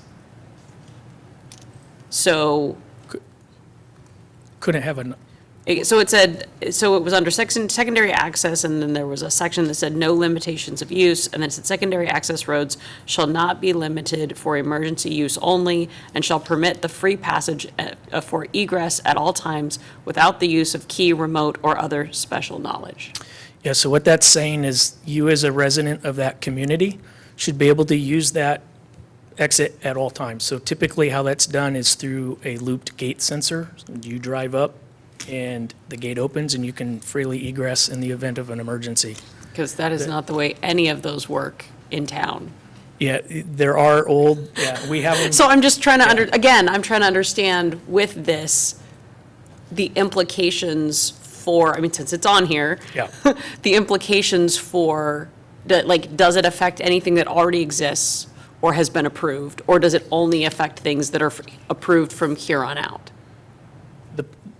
The items that you're voting on tonight are just continuation of what's already in effect. So if you vote not to accept them, then that just limits, for example, the fire sprinkler provisions that we have that are above and beyond the state code. We could not enforce those provisions within the city limits of Santa Paula. Right, but I'm trying to understand specifically with this, the Knox box provision. Yeah. There's multiple places around Santa Paula that have those, and then that was also something that was just approved in a development not 2 months ago. So I'm just trying to understand, like, does this change any of those things that have already been approved, or does this just relate to things that are approved going forward? This just relates to things moving forward, unless there's, as mentioned before, kind of like with the residential expansion, if there's substantive improvements to a site, then that would be required. One thing, just to note on one project that did get approved, it does already have 2 entrances, so it has 2 points of ingress egress. So in this case, it's if you had one, that would be a third that's just emergency. So the one with the Knox box is the third. Correct. And those first 2 don't create a loop? Because that was, I was just trying to, as I was going through here, I was trying to understand implications, because there was also like, if the other 2 come out to the same point, then it was saying then where the Knox box was, couldn't be a Knox box if the other 2 came out to the same point. So again, I was just, so I guess my question would be, was this applied when we looked at that project, even though this had not been approved yet, or had not been ratified by us? I believe this, I would have to defer back to you, but this already existed. This is not a brand-new. Yeah, this is not new. This is. So as far as we know, then, this code would have been applied to that project? Yes.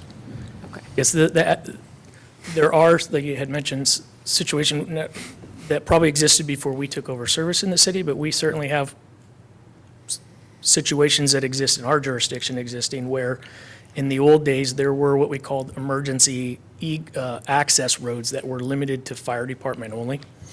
And we have since, years ago, got rid of doing that because of the safety issue of it. And so when we evaluate projects coming in, infill projects and such, we are looking at that pretty heavily to make sure, depending on the density of the project getting added to a certain area, do those residents have a way to safely evac? And that's where those provisions come in. Right. So Because I know of at least 2 of these Yeah. currently in town.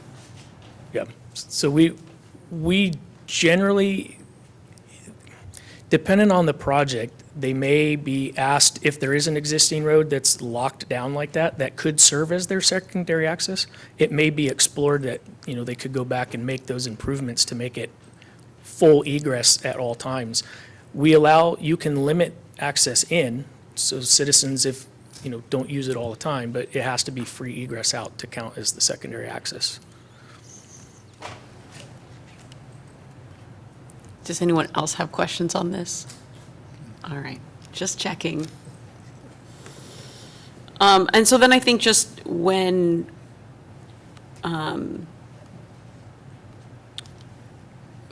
going back to my question about the vegetation clearance, is that something then that, since this is a county ordinance, that you all will be doing checks of whether or not properties are in compliance with the zone clearance? And will you give them a letter, or what does that process look like if they're not in compliance? Yeah, so if a project is determined to fall under the certain parameters of our annual vegetation clearance program, they will be deemed a public nuisance under the ordinance, and it goes in a hearing before our board of directors every May.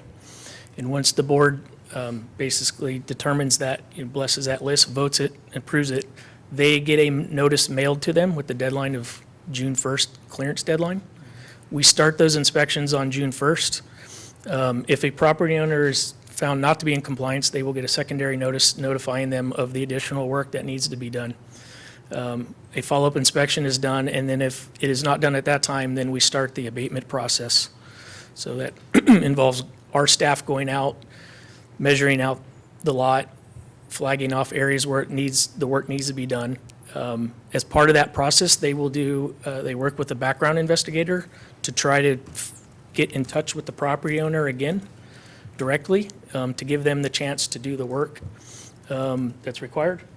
And ultimately, if it's not done, we have a contractor that goes on the lot, clears the work, and then the assessment's done on their tax bill.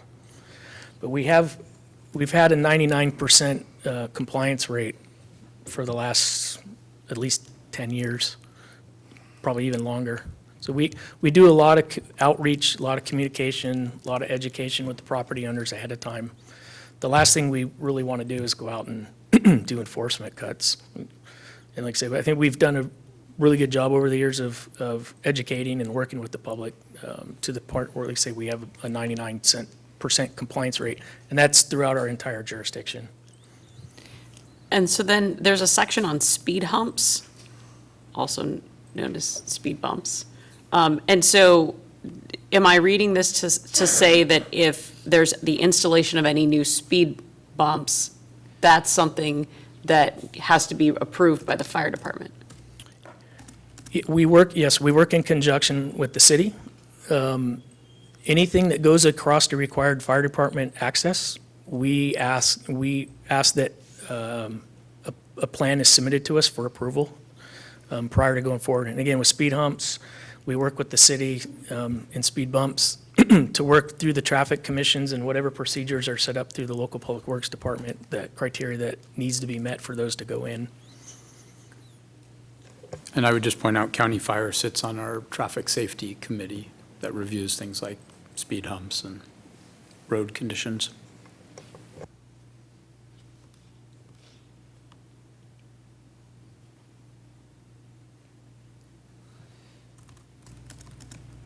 All right, so essentially this is already in effect, even if it's not ratified. It's in effect until this ordinance, the current ordinance, Ordinance 32, expires, as it's repealed by Ordinance 34, which will go into effect January 1st, 2026. So if the provisions tonight and before you are not ratified, they cease to be enforceable come January 1st within the city limits. Okay. Any additional questions? Yeah. Just for clarification, this is an annual thing that we do, right? To update to code and standards? It's a triennial. Triennial, Yeah, it runs with the state I code knew we've cycle. done it Yeah. before, I couldn't remember when, so, Yeah, okay, thank you. every 3 years. Thank you.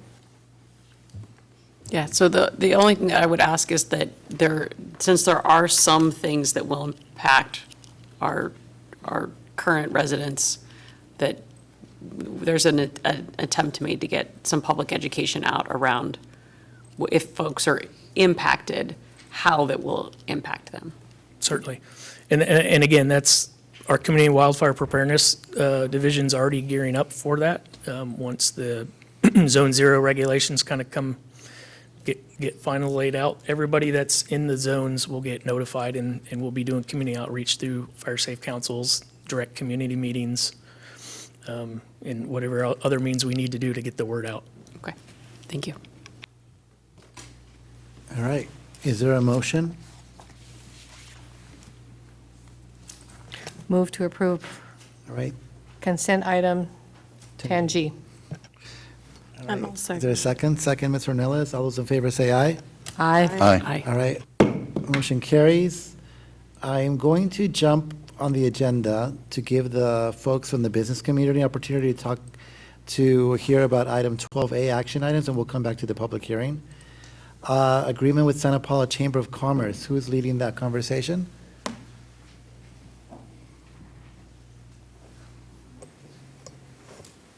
Thank you for patiently waiting. All right. Thank you again, council members, mayor, and staff for being here tonight. As we get our PowerPoint up, I'm going to start talking about the past year, the contract that we have had with the city of Santa Paula, and then I'll pass it over to Gloria to talk about the upcoming contract for the, I guess the current fiscal year you're in and upcoming year for us. So again, Tracy Hanna, this time I'm representing the Chamber of Commerce. I'm currently serve as secretary of the board and incoming vice chair starting in January. This is the annual report for the 2025 year, the Santa Paula Chamber of Commerce contract with the city of Santa Paula. So I'm gonna go pretty quickly through my part because this is what we've already done. I just want to spend a moment talking about the mission of the Chamber of Commerce, especially with the transition we are currently in. We are really looking back to what is our mission, what is our vision as a chamber, and making sure everything we are doing is aligning with this. The mission is the Santa Paula Chamber of Commerce fosters a thriving community by connecting our members to resources, advocating for business, and promoting economic vitality. Our vision is that Santa Paula is recognized as a special place to live, work, and visit. Our vibrant economy and community connection makes us a leader in Ventura County. And you'll notice so much of what is in our mission and our vision was also echoed in the Economic Vitality Roundtable that was hosted a couple weeks ago here with the city. So we aligned our last contract with the the city's 2-year strategic plan, hitting on the points of arts, culture, and entertainment, economic vitality, which you'll notice is in bold, public safety, connected and healthy communities, and community vitality. In the areas of arts, culture, and entertainment, we completed 18 historic mural videos in both English and Spanish, which are posted on the website. We're also working on these plaques that will be on each mural with a QR code so people can scan that and take them to the website and find out information about those murals. Partnering with the Arte y Cultura Collaborative on future mural locations, and of course, the beautiful mural that was done at our community center, the dedication that was earlier this summer. And exploring mural restoration or replacement of the Discovering Black and Gold mural with the Santa Paula Museum of Art. In terms of economic vitality, we held 6 business roundtables. Our last one was last Thursday. 8 grand openings, 25 business videos highlighting different businesses, and hosted the 3rd cohort of the Weave Emprendimiento program for Spanish-speaking business owners. We hosted the 63rd Annual Chamber Awards, which included for the first time the Best of Santa Clara River Valley Awards. Found that to be a very successful event, bringing a lot of community involvement into our businesses. And we also were a sponsor for this year's State of the City. It's hard thinking about last year's Christmas because we're already planning for this year's Christmas, but last year we had the Classic Christmas participated in our 3rd annual Small Business Season. So we talk a lot about Small Business Saturday, but starting November 1st, really pushing out a marketing campaign for Small Business Season and engaging our local community to support small and support local all season long. We put on the holiday parade, Small Business Saturday, and hosted 2 holiday sip and shop events in our downtown. Oh, also on that one, there was we were really lucky to get American Express to come and do a commercial in our downtown last holiday season. So that infused some funding into the city. We partnered in 2024 with the City of Santa Paula and Santa Paula Together, and then moved on in 2025 to partner with the city, PBID, and other local sponsors to continue our cruise nights. We have facilitated 7 events between July of 2024 and June of 2025.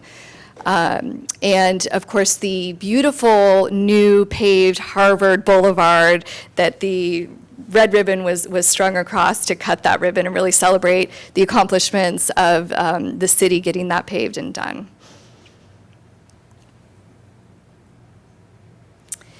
The chief covered our Coffee with the Cops and Cone with the Cops series, which has been very successful, and we would love to continue these events. Really great opportunities for the public and our business communities and all of the community to come together and interface with our local law enforcement.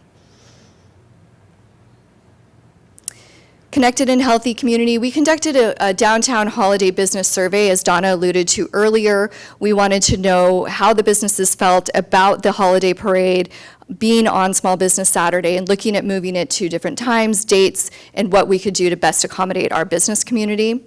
We supported the grand opening of the sports park at the Harvest, which is absolutely beautiful. My kids love playing soccer there this season. Conducted over 200 business surveys, for the Isabella Project Business Designation Program, and participated in the Isabella Project Children's Festival. And in addition, over 30 informational videos, which included business highlights, community events, public awareness videos. We also support the Lead for America AmeriCorps Management Fellow Program, which I think you all are very familiar with, these wonderful young people that are helping Chamber of Commerce, PBID, and the City of Santa Paula. And that concludes the 2024-2025 portion. I'll hand it over now to Gloria Martinez to talk about what's great and wonderful coming up in the Chamber.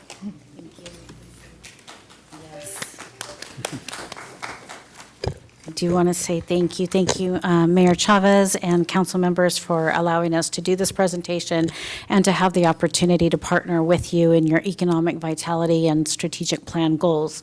I do want to note really quickly that Tracy, I just want to give her credit. We have had some transition in our chamber lately. We lost our very long-standing executive director, which is not a small thing to happen to an organization, and I have to just give such amazing kudos to Tracy for really being boots on the ground and being so central to helping keeping us moving along with other members of the board. I want it to be noted that we had 5 members of the Chamber of Commerce in this chambers tonight.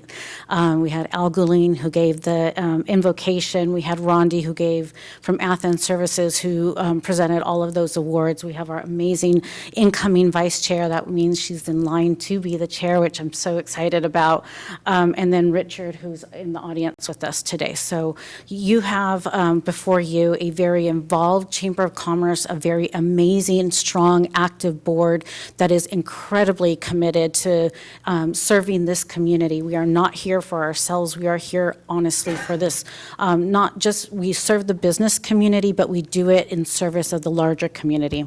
So we are looking at when we started looking at the 25, 26, and in conversations with your city manager, Dan Singer, we were like, how do we really bring the most value from this investment in our organization to the city?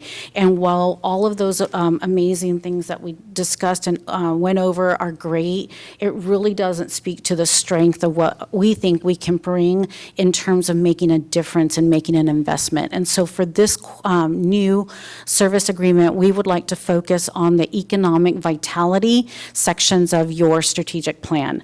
We have looked at 4 of your objectives and have come up with a program that we think will touch on each of these objectives and to help you accomplish your strategic plan goals. So I just want to thank you, Mayor Chavez. I just want to add to your definition of economic vitality. The California Economic Developers Association defines it as the creation of wealth from which community benefits are realized. So if you think about that, we create wealth in our community so that we can realize community benefits, so that we have better parks, better streets, better shopping, better services for all of our clients. So I want to add that to your definition, which I also very much love. Next slide, please. So in the business retention and attraction, and this is something that you brought up as a cornerstone of economic vitality, we have 3 things that we want to propose bringing: a Business Connect program that was specific and told to us by the council that they wanted to see that. It's a time to sit down with targeted businesses that are very influential and impactful in our community, and has some very strategic one-on-one proactive feedback from them to find out what are their pain points, what are their plans to grow in the city, what do their employees need, how can we service them and their employees better. So it's really a very intentional one-on-one with city staff and with our elected officials and with the chamber acting as that liaison. Secondly, we want to continue the business roundtables. Dan, thank you very much for your comments about the last one that you attended and how well attended it was. Those are very successful. Those are more open to all businesses. A diverse business base can come and hear presentations, get information. It gives us a platform where we can deliver critical information to our business community on a regular basis. Also, something that we heard from our council that they wanted to see was that we could add to that an annual employment law review, so that we could go over with our businesses what changes every year. There's changes in employment law, workforce safety, employee benefits that impact businesses. So we would do a yearly program where we can bring in experts to give that overview to our businesses. Next slide. Also, we want to enhance, you have a very specific goal about downtown enhancement. We want to continue working with our management fellow in partnership with the city, but also the PBID. Right now, we're focusing on downtown PBID support, the holiday sip and shop, the small business Saturday. These are ongoing programs. I made them very small on purpose because they're not quite public yet, and I didn't want to ruin the surprise. So they're purposely thumbnails, but these are some of the beautiful designs that are done by these young people that are coming through the AmeriCorps program, so talented, and we are really stepping up, and I'm going to say we, but I really mean this woman right here. She is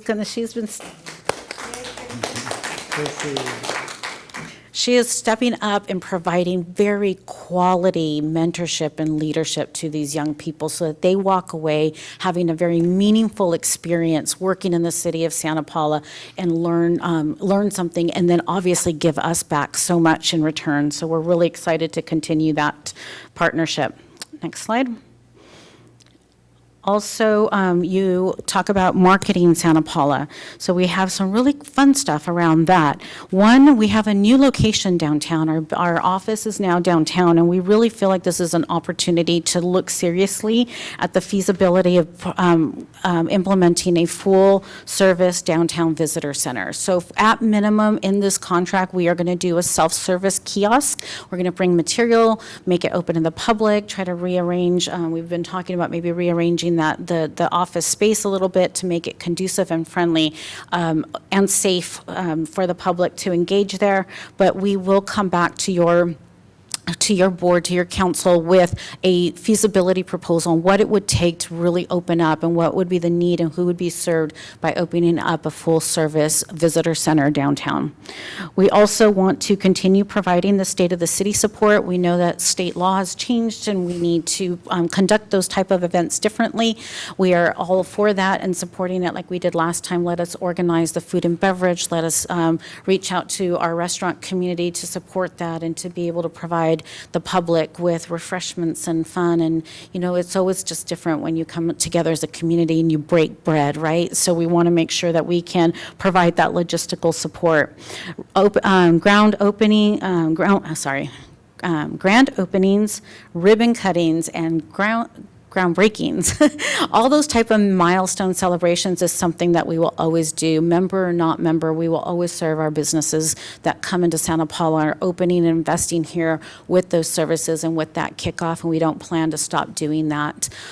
We identified some community-wide events because a lot of what our charter is and where this board really wants to go with the chamber is being very laser-focused on economic vitality.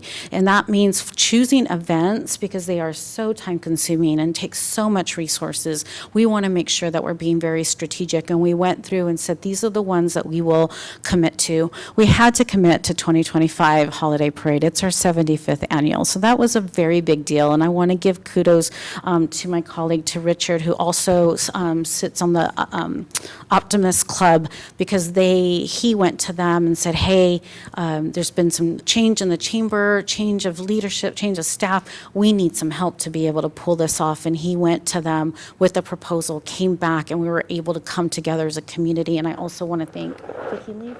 Oh, sorry. Ron Merson came to our rescue. Thank you. Mr. Parade is here. Thank you. And also our staff too, the city staff who are our Parks and Rec director, who has just been really, thank you.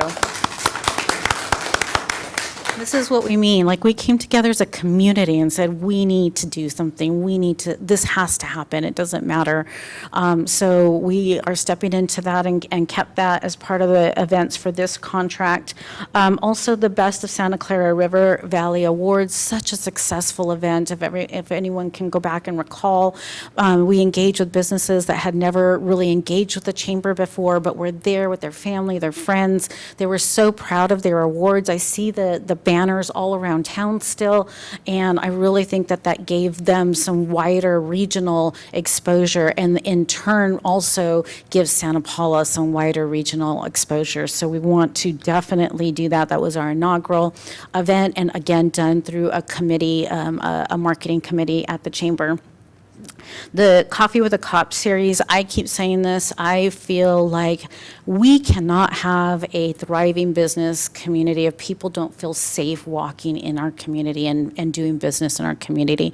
Public safety is so important, and I am just blessed and happy to have such a wonderful relationship with our police chief, our commander, all of our officers. I'm so proud of them. When I see the presentation and that wonderful building that they're renovating, all I can think of is that our officers deserve the best. And so I'm so happy to see that. And we want to continue and expand the Coffee with the Cop series. We want to make sure, we know that we're competing with other agencies, and we know that maybe we don't pay the very top, but let me tell you something, we want this to be the best place, and we want our officers to know that they're appreciated, and we want them to stay here because they know that they're valued in this community. And the Chamber of Commerce, I feel, is a civic organization where that falls into, and that can happen, and so that's one of our goals. We did a Taste of Santa Paula event. We don't know if we're going to do that one specifically.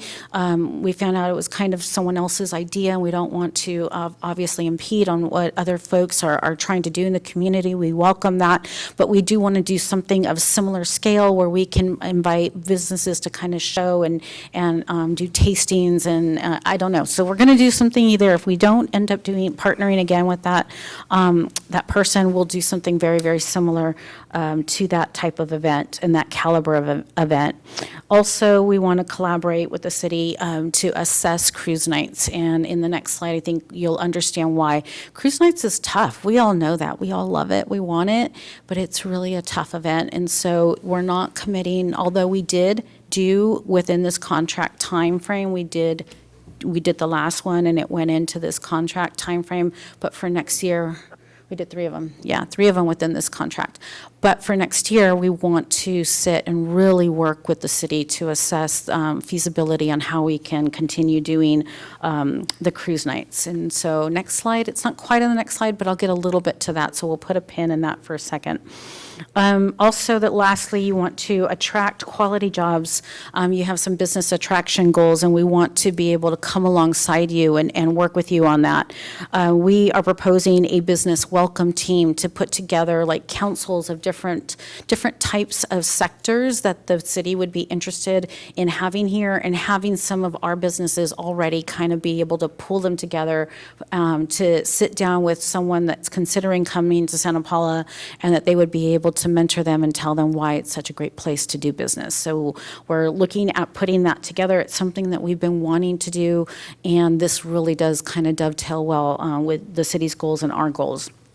Also, we've already started to work on putting together a business welcome kit, a toolkit, some sort of marketing piece.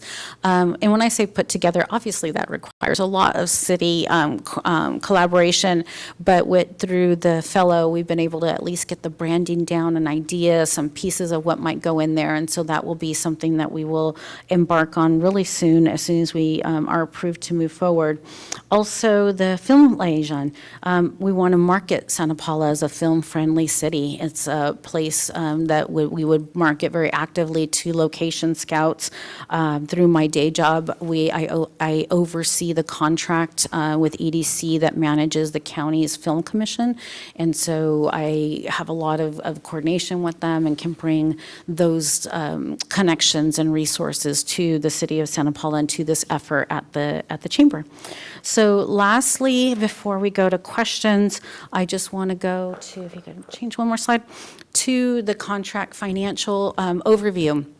So with the board getting more and more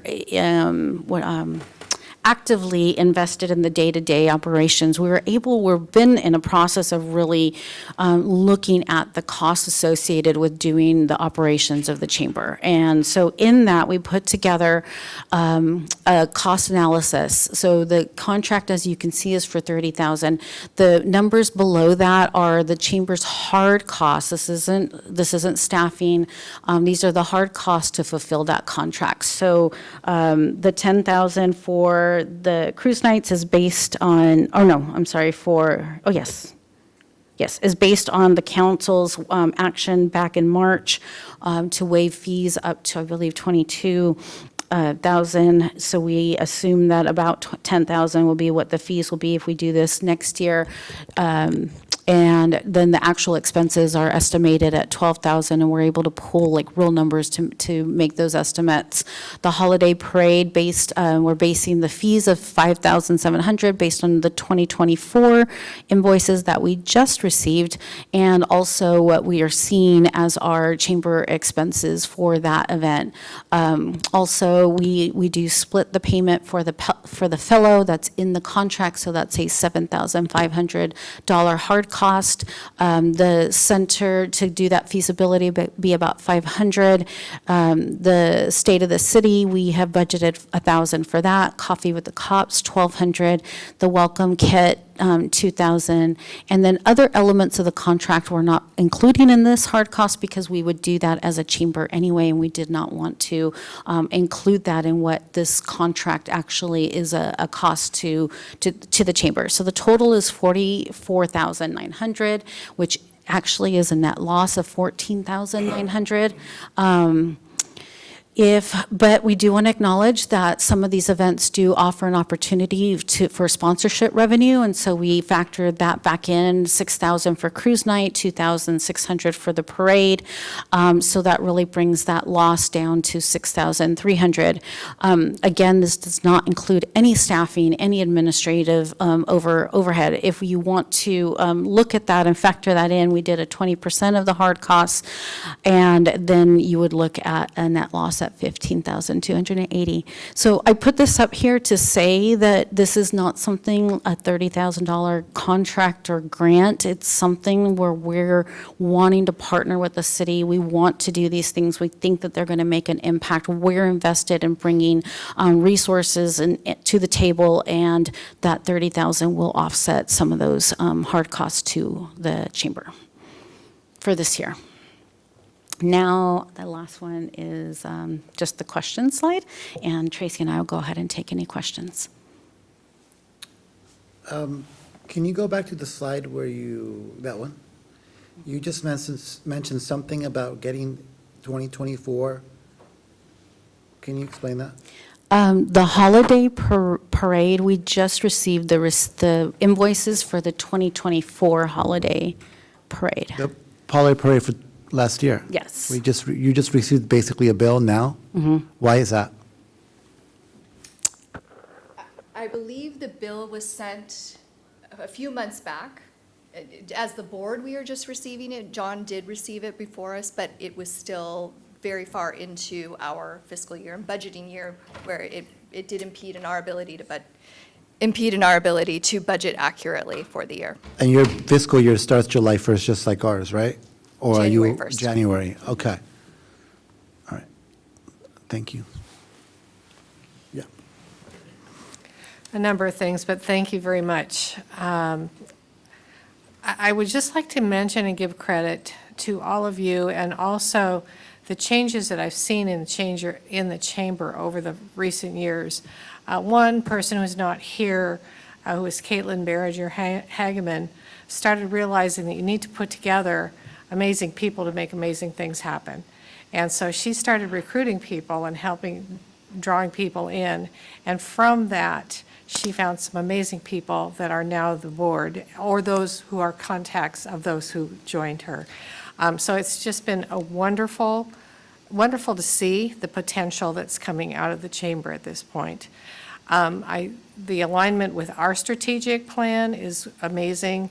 At some point, I would love to see us be separate entities doing our own thing, but right now, we have shared vision, which helps because we're working together on the same types of projects, and I think we need each other right now in support and working with each other where we can. So I just credit you for focusing, because I think over the years, it's just been kind of, for lack of a better word, mushy as far as our relationship and who's doing what and who's responsible for what, and what funds are paying for what, that sort of thing. So making this very clear is extremely helpful to us. It also helps us understand, billing and paying and all of that sort of thing, so things aren't delayed. I do notice mention of PBID, but I think that's where there's a little bit of, crossover between the two, because PBID is paid separately as a separate contract, which I believe is $800 a month. I'm not sure, but I think it's $800 a month. That is assisted by the help from the fellow, but the fellow is also being paid by this contract. So the chamber that's a separate contract that is not related to these amounts at this point, as I understand it.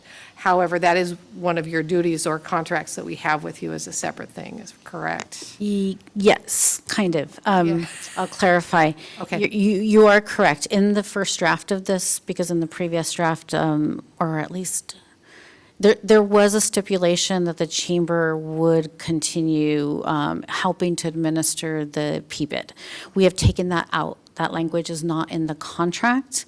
The management fellow is doing work that benefits the PBID, but it also aligns with benefiting our businesses in downtown, so it feels like a chamber, it feels like it's something that we are comfortable doing, but we are working to separate make those lines more clear. And a credit to your city manager, Dan is the one who recommended that we take that out so that we can really really begin to delineate where the chamber works, the PBID, and the city. Great. Yeah. Okay, we're almost there, we're getting there, we're We are working so towards that. close. We Yes, are very yes, so, close. okay, which is great, and we're all understanding of that as well, too. So I don't really have questions for you. I've been involved in PBID and very closely watching what Chamber is doing, so I'm very comfortable with all of this.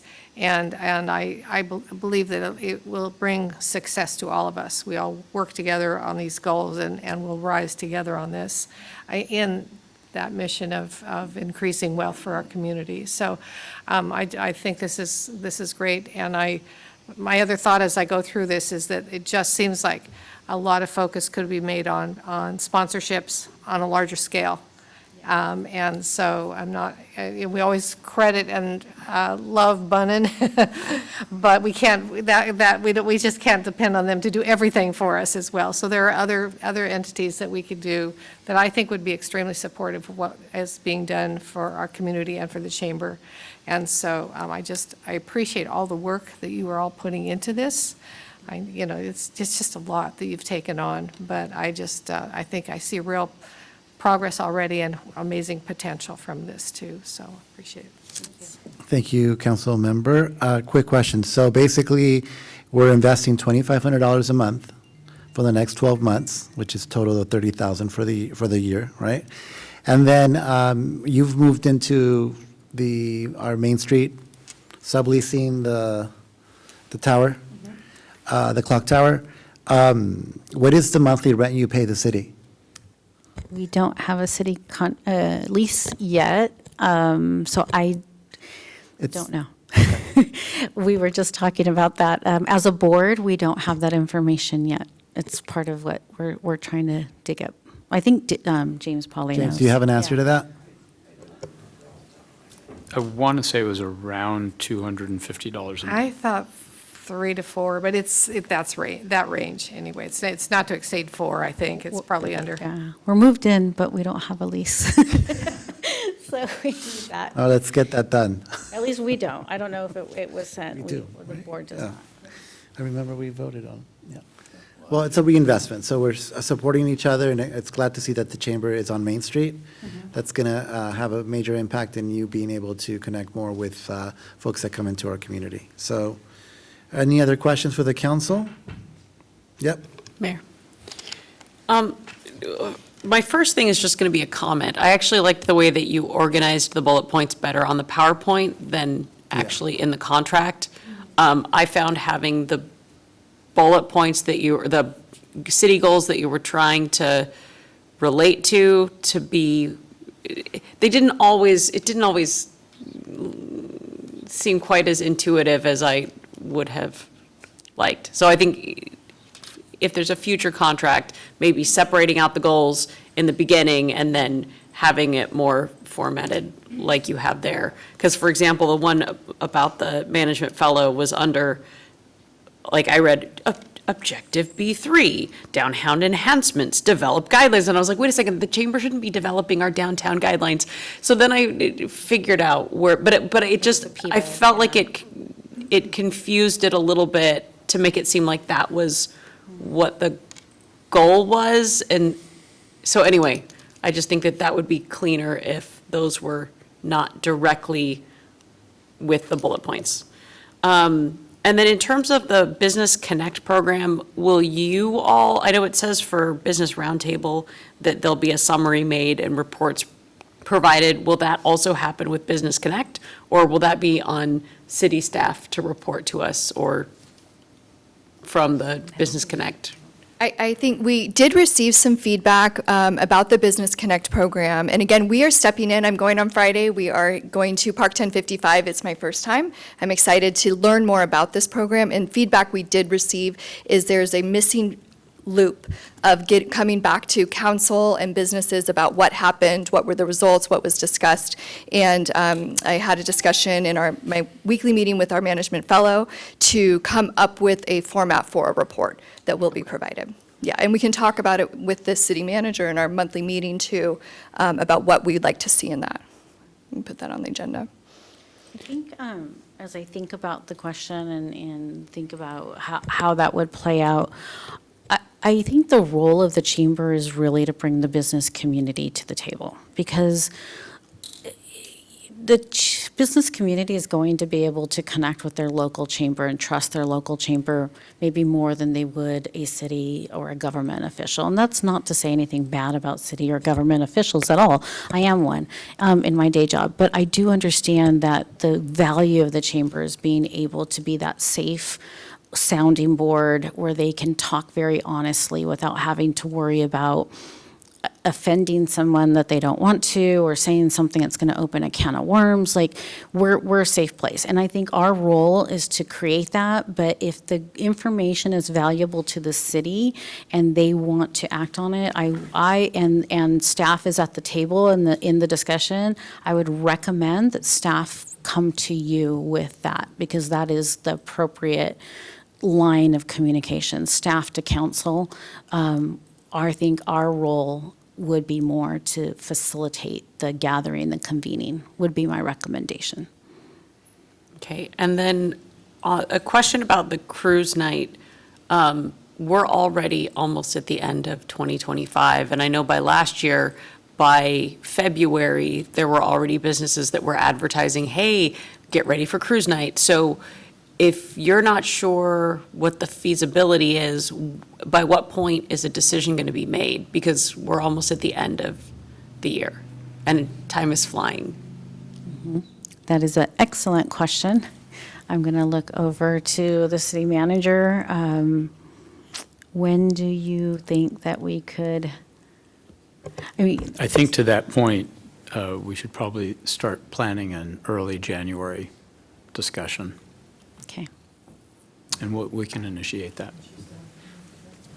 Do you have something about It's on that that particular? point, Well, that's why, if I may, yeah, okay. please, because I. Yeah, if and if then I may, can okay. Ask I my would other just- question. I would just ask that we all be more upfront from the beginning on estimating cost and paying bills, because that's created some serious problems of catch-up payments in the past couple of years.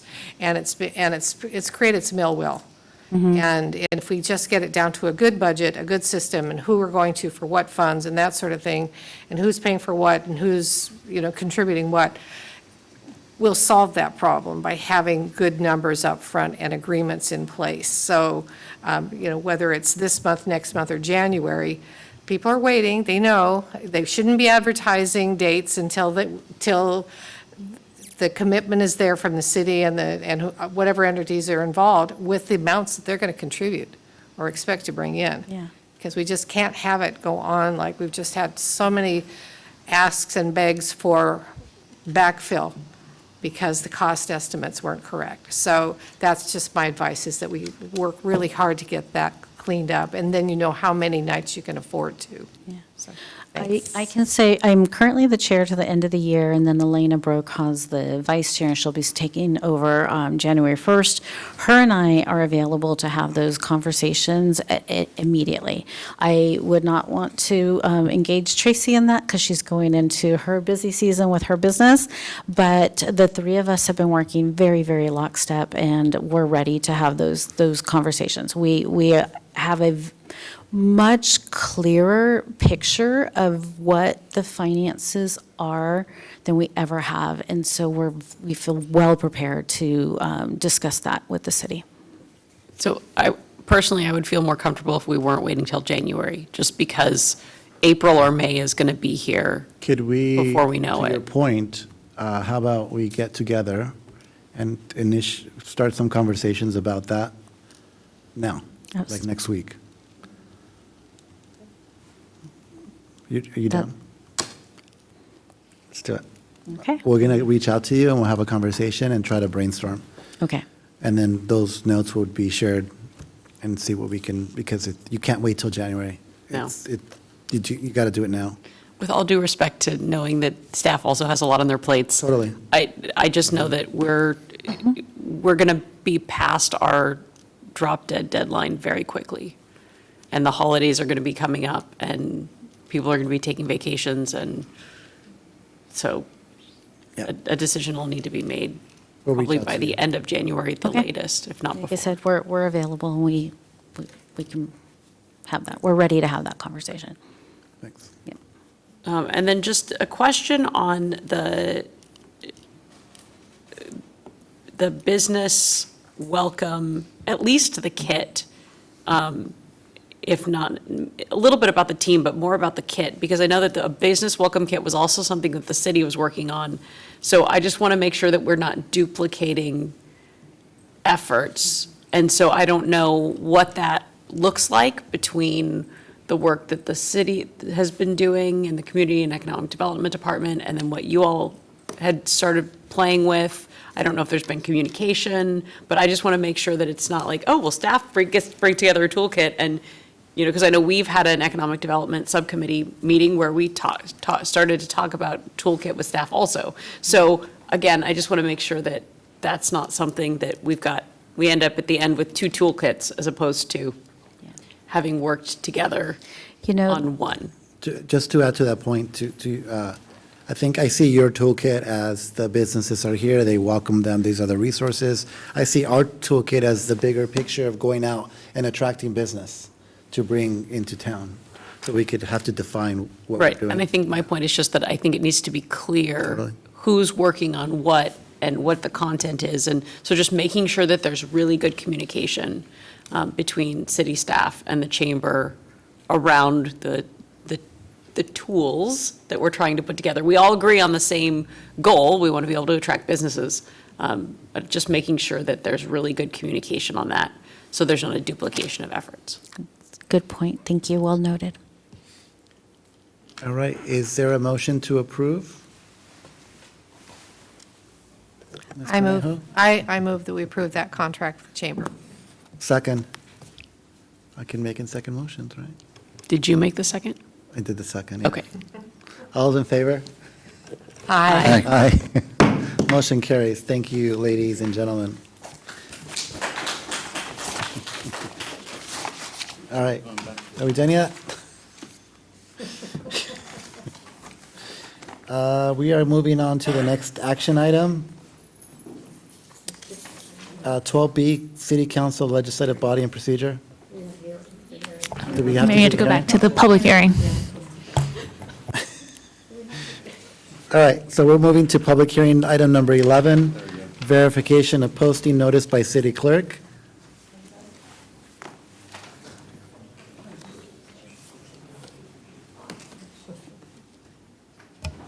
Oh, I'm sorry.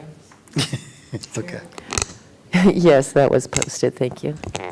Declarations of any conflict, if any. Declaration of ex parte contacts, if any. All right, I open the public hearing. Staff presentation. Mr. Mason, is that you? It is Dan Schultz, our chief building official, but as he's coming up, I just want to kind of mirror what we went through with the fire. Every 3 years, we have an update to our building code, and this is something that's adopted by reference, but we can get into more detail as Dan presents. All right. Thank you. Welcome. Mayor, Vice Mayor, members of the council. Last month, I presented to you the ordinance 1349, adopting by reference the California Building Standards Code, 2025 edition of the California Code of Regulations, the 2024 International Property Maintenance Code, and the 2024 International Swimming Pool and Spa Code. It was at that time recommended that the staff hold a public hearing to adopt 1349. But as you know, as James mentioned, every 3 years, the triennial edition of the building codes come out and are presented to each and every local jurisdiction who is mandated by the state of California to adopt. So we are here to present the ordinance 1349 and answer any questions. Questions? No questions. I asked quite a few last time we had a meeting, so I'm good. All right. Poor guy, you waited here all day, and you got 30 seconds, 10 seconds. All right. Public comments. Do we have any public comments? No public comments. All right. I'd like to close the public hearing. Discussion and action. Seeing none, is there a motion to adopt? Ordinance as stated 11A in the agenda. Do you need to read the in its entirety? Okay.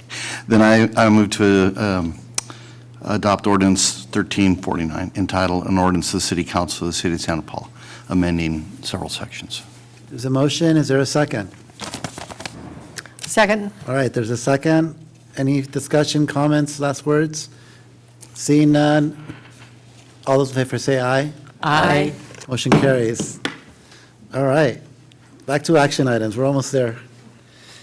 12B, I believe, Ms. Castillo, you're going to take us through this? Yes, so council members, you have been involved in a council manual update. Most of you engaged in the 2023 update, and now 2 years later, that manual's been revisited. We covered changes over the course of 3 study sessions, and tonight, this is the culmination of all those discussions. So there are 16 changes that were made to the current manual, and I want to, if council wants me to go through those, I can do that, or if you have questions about any of those listed, we can discuss them. I will just briefly highlight that some of those changes, these do affect not only city council, but other bodies in our city. So like standing committees and commissions, they also must comply with some of these guidelines. One of the important changes, I think, is council now has the ability to refer items to committees for deeper discussion and advice. There's a procedure in place now that this manual introduces. In turn, certain standing committees can refer items to the council to place on the agenda for a full council discussion. So that will encourage better communication, I think, between council and city bodies, sub-city bodies. I recall a conversation during the process that there was language being amended so that, just like we comply with agendas and minutes, that all the standing committees do that. Can you share where that is?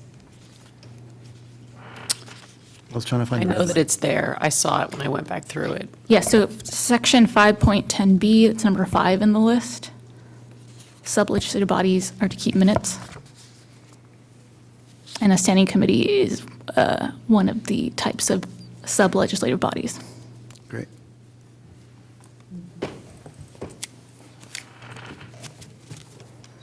I had 2 quick questions. One was on,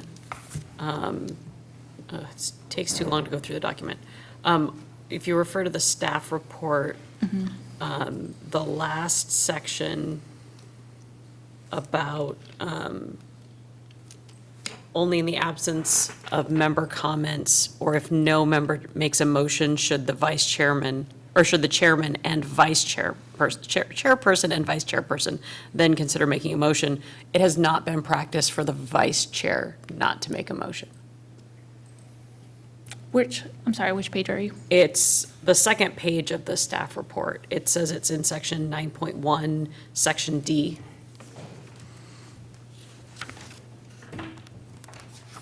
So next page.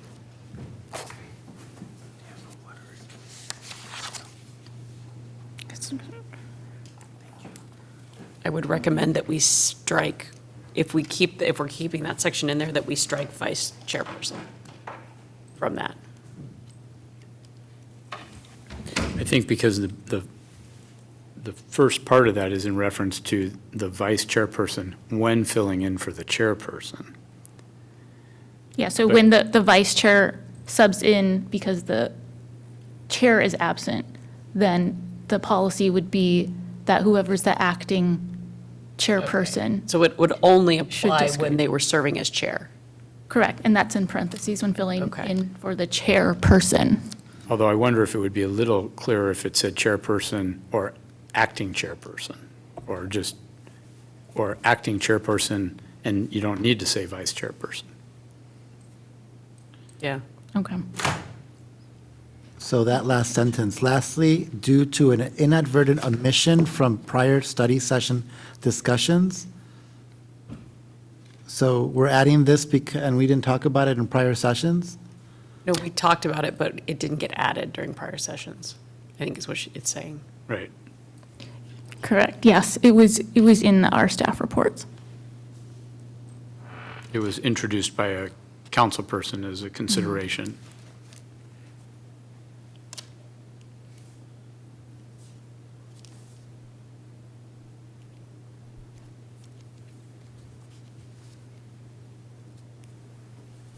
I have one other question, but I want to know if anyone else has questions or comments on that section. Do you have what you need on that section? Yes, I do. Okay. Right one. The only other question I had was in section 9.3C, where it says that a council member should only serve once as mayor during his or her term. Do we need to define term? Like, is it assumed that term is a singular 4-year elected period? Or will someone in the future say, well, you've been mayor before, so you should never be it again, right? You see so that's what I'm just want to make sure that it's, like, do we need to define term as do we need to define term? Or do we think that someone will always understand term as being, I mean, I guess it could also be a 2-year term if someone was Right, if they appointed, were or there was a special election Say current term, maybe, or something, during a current term. during his or her current term, Or you could say 4-year term. 4-year term, because it is always 4 years. That'll take away from the appointment midway through. Yeah, clarification is not a bad idea.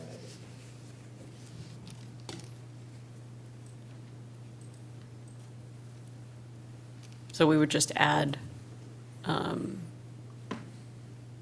where did that go?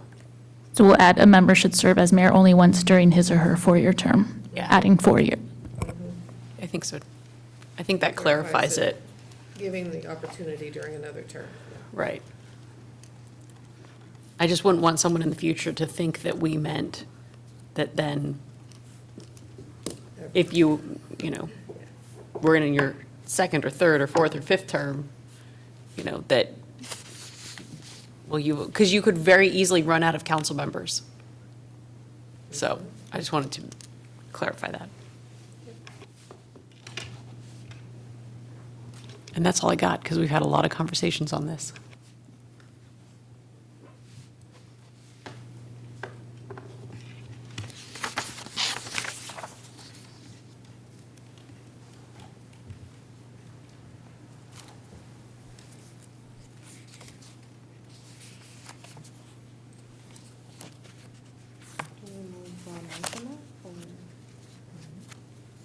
Anybody else have a question?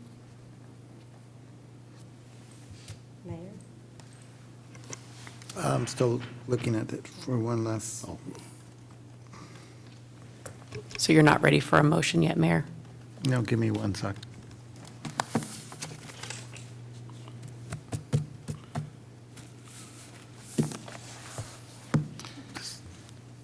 Okay.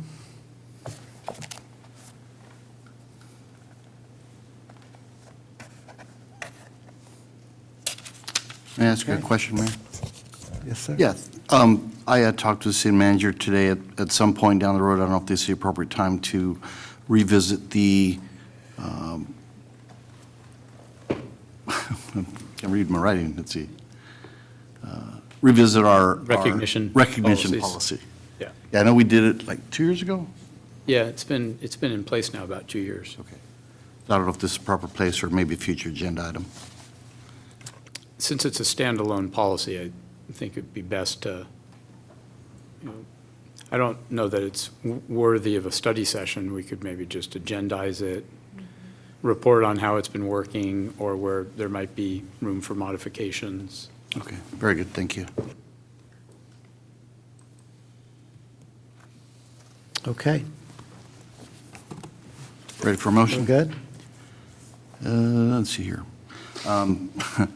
Mayor, I move to adopt Resolution 7593, approving the Manual of Procedural Guidelines for the Conduct of City Council and Constituent Body/Commission Meetings for the City of Santa Paula. The motion, second. the second? With the amendments that With amendments, yes. were made, yes. All right, any last comments?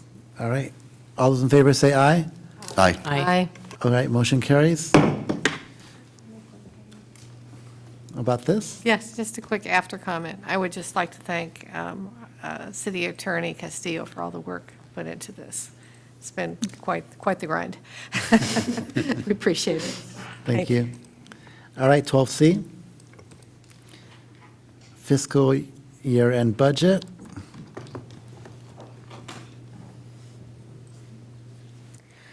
Good evening, Mayor and Council.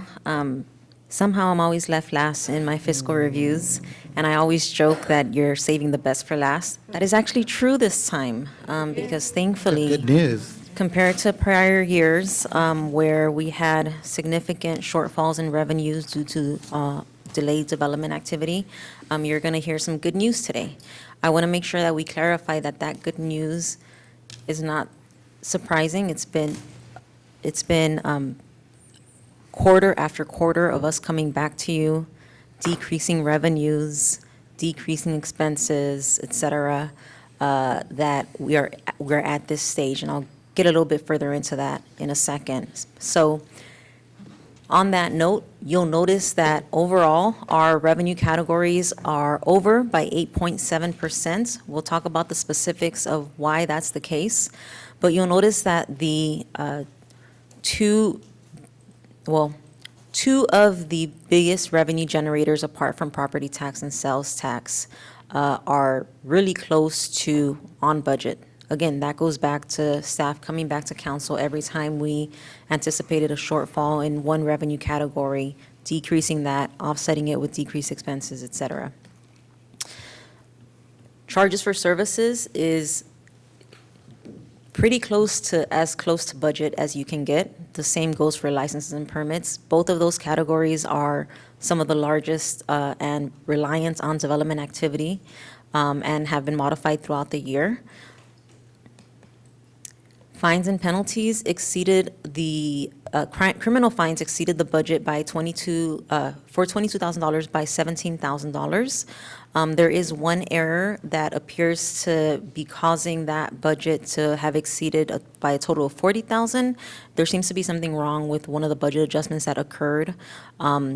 That is one of the items that we're going to get to at the very end, to say that these are unaudited figures. Staff is currently going through every single line item. We are determined to make 25-26 the most on-point budget process that we have ever had. We've gotten a lot of assistance from the department heads to be on that same trend. But on that note, we're cleaning up 24-25 as best as possible during this process. So there are going to be a couple of small mistakes that we find here and there.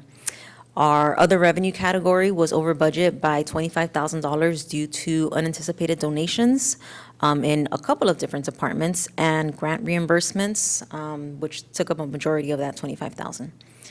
Intergovernmental revenue appears to be under projections. However, again, that's due to one line item that is budgeted at around $350 and $240 was received.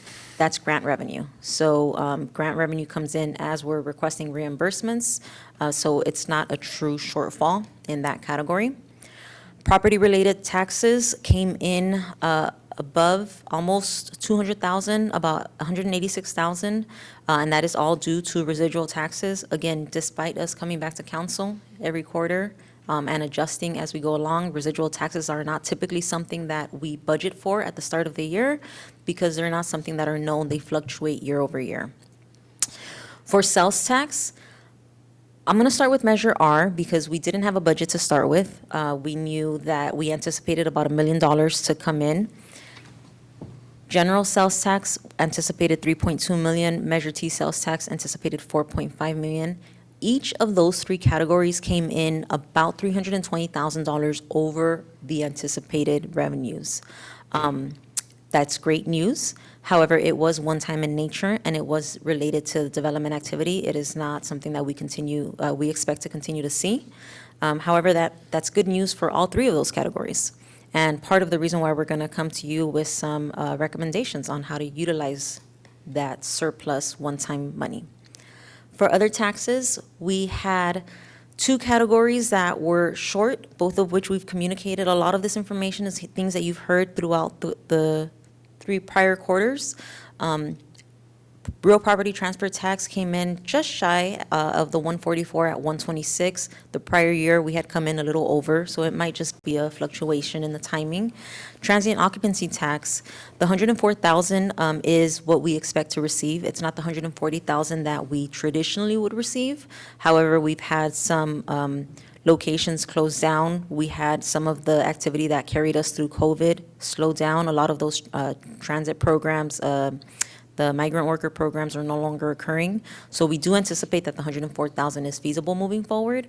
But right now, it's showing up as 70,000 because a couple of the payments were posted to the prior year. They were received late, so they were posted to this current year. For franchise fees, our non-solid waste franchise fees came in pretty on target. However, our commercial refuse haulers are showing as $200,000 short. That is due to the following payment, again, being posted to the following year.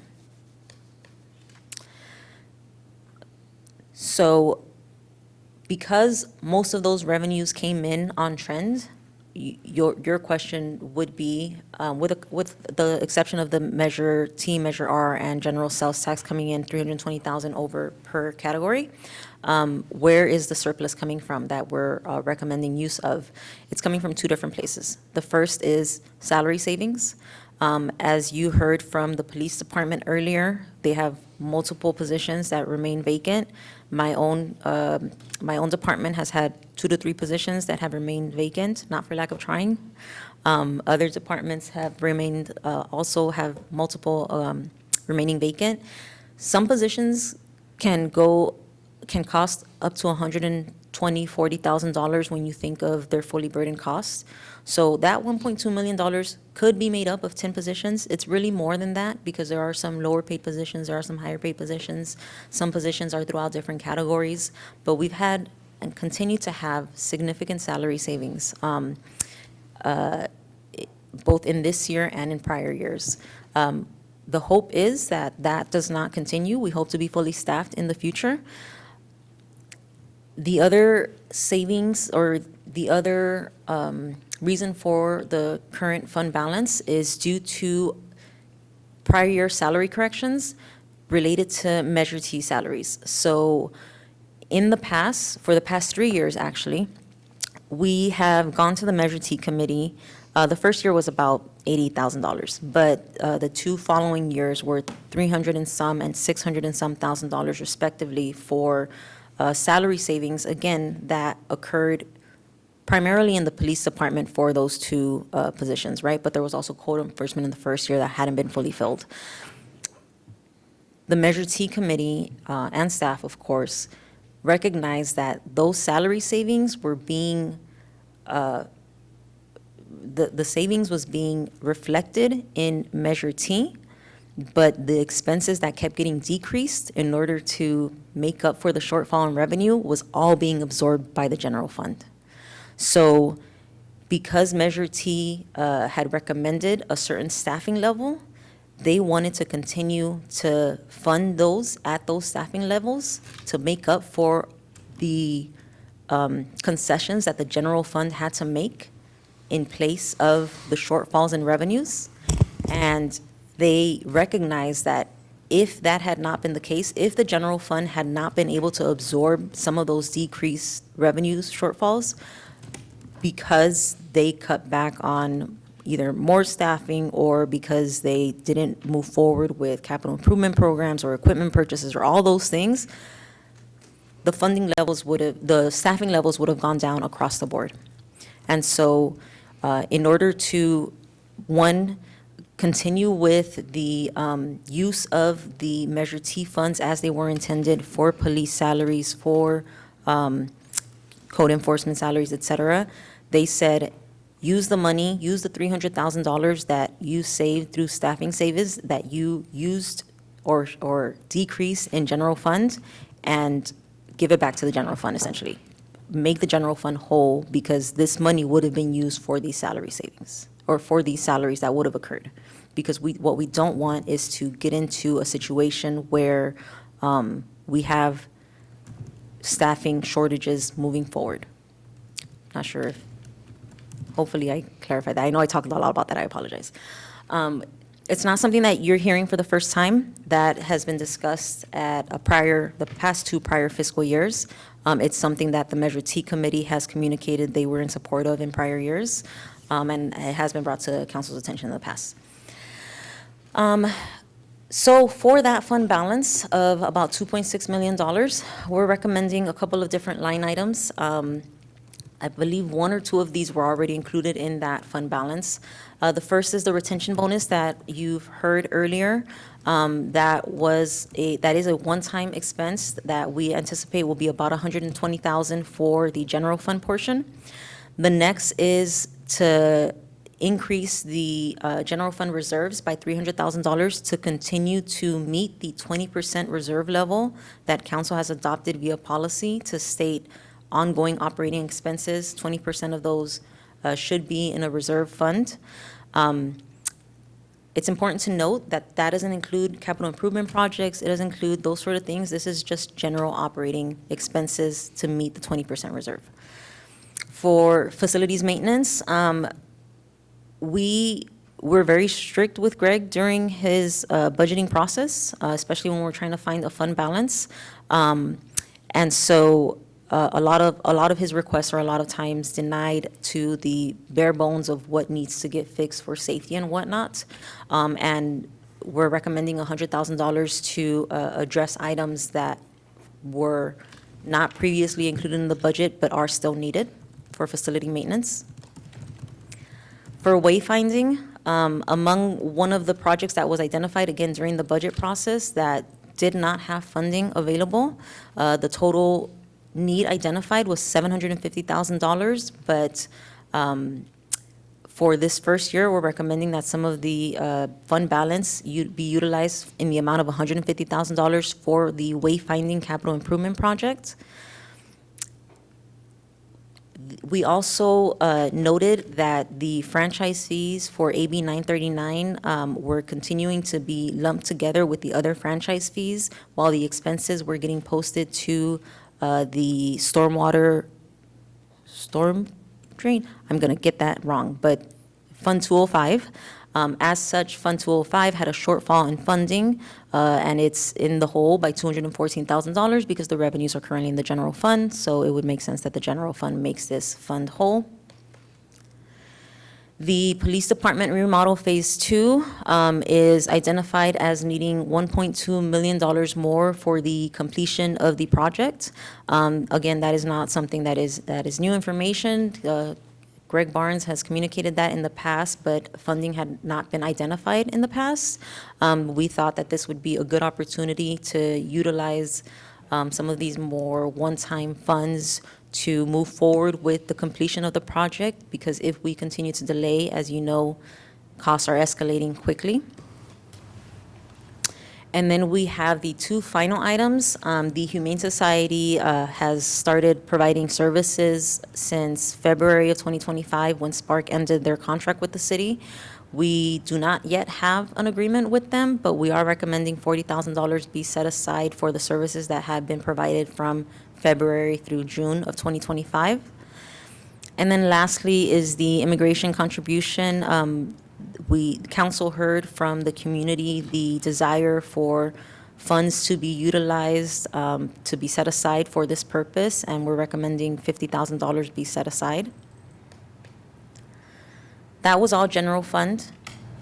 Again, I mentioned about $320,000 more than was originally anticipated for both Measure T and Measure R. You heard about Measure T's recommendation earlier, $150,000 for street lighting, $166,000, just shy of $167,000 for the downtown parking lots, and just shy of $35,000 for the retention bonus. I will note that the 8th Street lighting project had originally been recommended as $140,000. And we rounded up because at the time, the retention bonus hadn't been identified. So the thought was that downtown parking lots would be closer to $211,000. So I believe the need identified for 8th Street was $140,000. So council can always, of course, you can recommend to make any changes, but in this case in particular, the $140,000 was the original amount recommended. For Measure R, the $1 million that was anticipated came in closer to 1.3, a little over 1.3. We are recommending that just like Measure T did, just like the general fund did, and to be in line and in accordance with the policy that council adopted, to have 20% of our ongoing expenses have a reserve, a match of 20%. $900,000 of this one-time unbudgeted money be set aside for the reserves. And then lastly, the payment management plan to have an increase, or the street improvements to have a $411,000 allocation. There is a fund balance in the recreation fund that staff is recommending to use a portion of. I believe it was a third. In $38,000 for fireworks, $17,500 for an electric cart, and $5,000 for legal fees. Likewise, the beverage container, we failed to recognize the revenue that was anticipated for $8,000. However, there's also about $141,000 in fund balance, and we're recommending to include that allocation so that moving forward, that amount gets carried over and staff is aware of that funding instead of having it sit in a fund balance that isn't being utilized because people aren't aware, because sometimes people don't watch my staff reports and see what the fund balances are on accounts. That is my presentation. I know it was a long one. I apologize. It's the end of the night, but if you have any questions, I'd be more than happy to answer them. Questions? I have a brief question in terms of like some of these things like the wayfinding.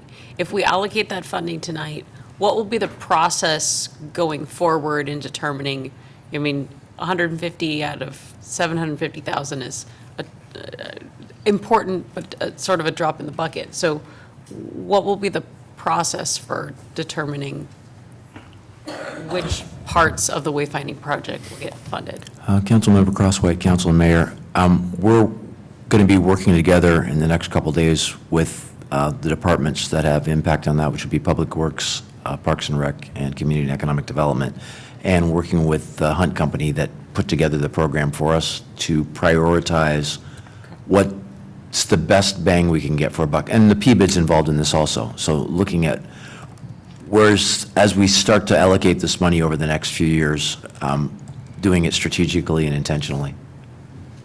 Is that helpful? Okay. So will that at some point then come back to council for? At the very least, a presentation of how that's going to be used. And then. And I would just also add to that, that the revision of all of the downtown banners has been completed based on the Hunt design, and we have that budgeted.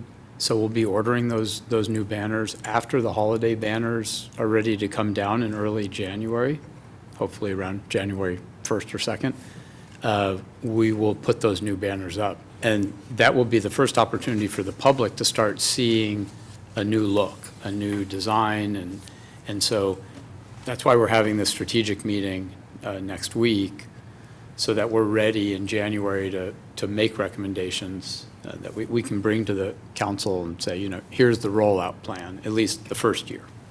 Okay, cool. I hate it when we have a plan and it sits on a shelf and it doesn't get implemented, so I'm very happy to see that some of this critical people finding parking and getting around town will start to be implemented, and I'll be excited when the rest of that starts to roll out. The only other question that I had Councilmember Ornelas and I met with staff this a couple days ago, is that we were wondering how the council felt about the recommended contribution and whether or not we wanted to consider setting aside a little bit more funding in case something else comes up in another 9 months to a year that we haven't anticipated, so that we would have some sort of reserve unexpended fund balance from the last fiscal year that could be brought back to council with recommendations without having to go through another process and sit and wait if something came up we needed to respond to in a timely manner? Or do you feel that the amount that's set aside here is sufficient? Were you going to say something? Yes, I apologize. I don't think I didn't do a slide for this, so I didn't discuss this enough. The amounts that are being recommended still leaves an available fund balance of about $800,000. And so one of the important things that I wanted to talk about was that we want to be, again, 25-26 is really the year of finance. We want to be very transparent. One of the things that we haven't highlighted enough in public is the state of our current developer deposits and the ability to recoup some of the balances that are on the books and have been on the books since before my time. So we actually have a consultant that's going to come in and speak to various departments and, identify the need for changes, improvements and whatnot. But that fund balance, I did mention it earlier, but that fund balance isn't being recommended for more. You do have the ability to recommend more.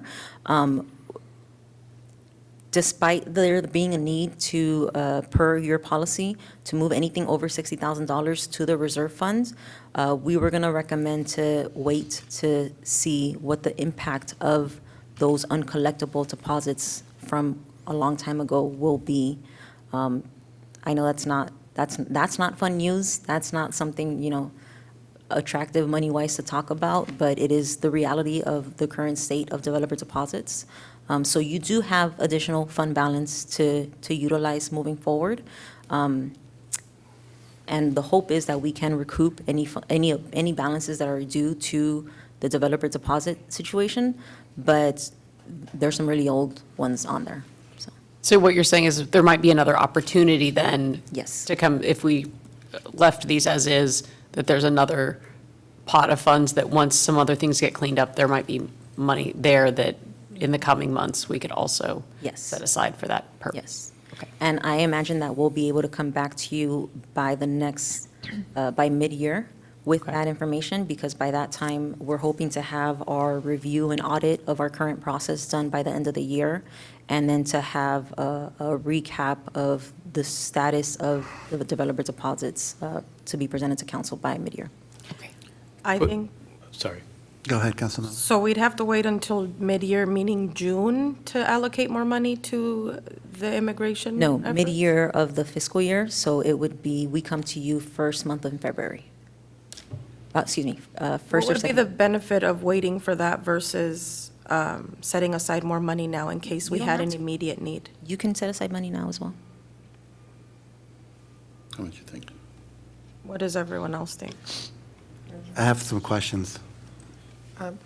Well, I was just going to say, I mean, process-wise, I don't know that we would have, I'm trying to think, there's one meeting in January. So if that's going to come to us in February, odds are we wouldn't have another recommendation before February anyway.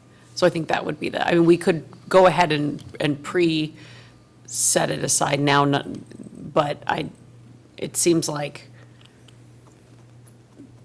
there probably won't be something that comes up between now and February beyond what we're asking them to set aside. I think that's what Yes. the finance director is suggesting.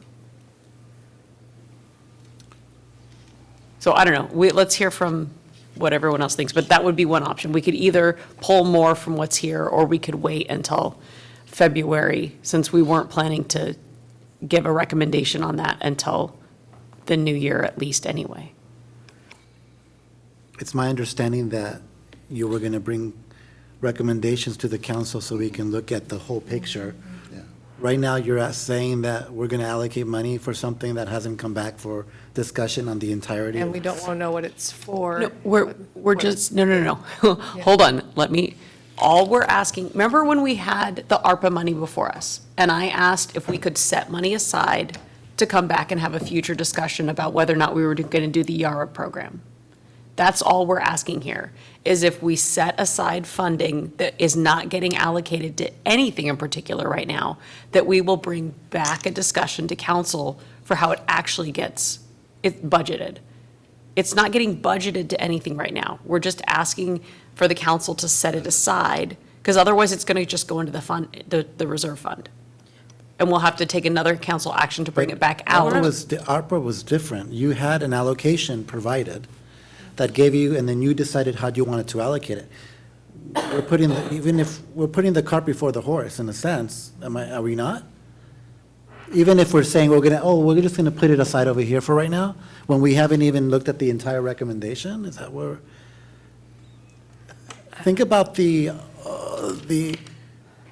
process itself, right? You went to go do some work, right now you're basically, let's go, up 50,000, let's just put it to the side right now and just leave it there in hopes that we're gonna make a decision for approval. Like, you guys haven't even reported back on the work that's been done or what those recommendations are. So I think you're speeding up a process that needs to really be looked at. I thought the goal of setting aside the money was to tell them or to share what we wanted, where we wanted the money to go, and at the next meeting, make that a decision that we take as council. That was my understanding. That today was saying, this is what we want the money for, and have this conversation, and then at the next meeting, say what agency we're gonna give the money to. Because there is a big urgency to have the money available. Or am I hearing from you that you don't want us to bring back a recommendation for that 50 without the whole slate of Well, recommendations? I would think that we would want to look at the whole picture instead of just throwing money at an issue. Don't we want to be methodical about it? To me, guaranteeing 50,000 without even knowing what the program's going to be, I think it's enough. I think we can always find that kind of money if we want to. We always have been able to. We just can't, it's just that we choose not to, usually in a budget process. But I would like to see how it's intended to be spent, at least generally. I'm in favor of setting aside the money. I'd like to see the 50,000. I'd like to see how it would be implemented before I started upping the amounts. Which is fine. And all we're asking is that it gets set aside so that we could bring back recommendations. But it is important for us to know, because we were trying to rush because we know that there's humanitarian needs that need to be met now and not in January or February. We were trying to come back to you with recommendations, at least on that piece, by the next meeting, which means we have to finalize it by Thursday of this week so that it can get into the packet. But if you all are saying, or Thursday of next week, but if you all are saying that you want everything to come together, then we're just going to have to wait, and that's not going to come until January or February. We were trying to bring back recommendations, at least for a portion of it, for the next meeting, so that the council could decide whether or not they wanted to give the money. Could you clarify this? Yes, I do see where the confusion is coming from, because I started talking about mid-year and that coming in February. Council can table or remove the 50,000 budget allocation recommendation right now, and when we come back to you at your next meeting, include the 50,000 budget allocation from fund balance there. So you can do everything that you're looking for to not approve until you have the full understanding of how it's going to be used, and set it aside 2 weeks from now. You can still do that. And I apologize if I miscommunicated that. That's on me. But I just got really confused with you yeah. explaining all this other stuff. Yes, I just like plain English. Yes. And I'm trying to explain that there's an urgency for us to have this money, and I want it done way sooner than later. Sorry.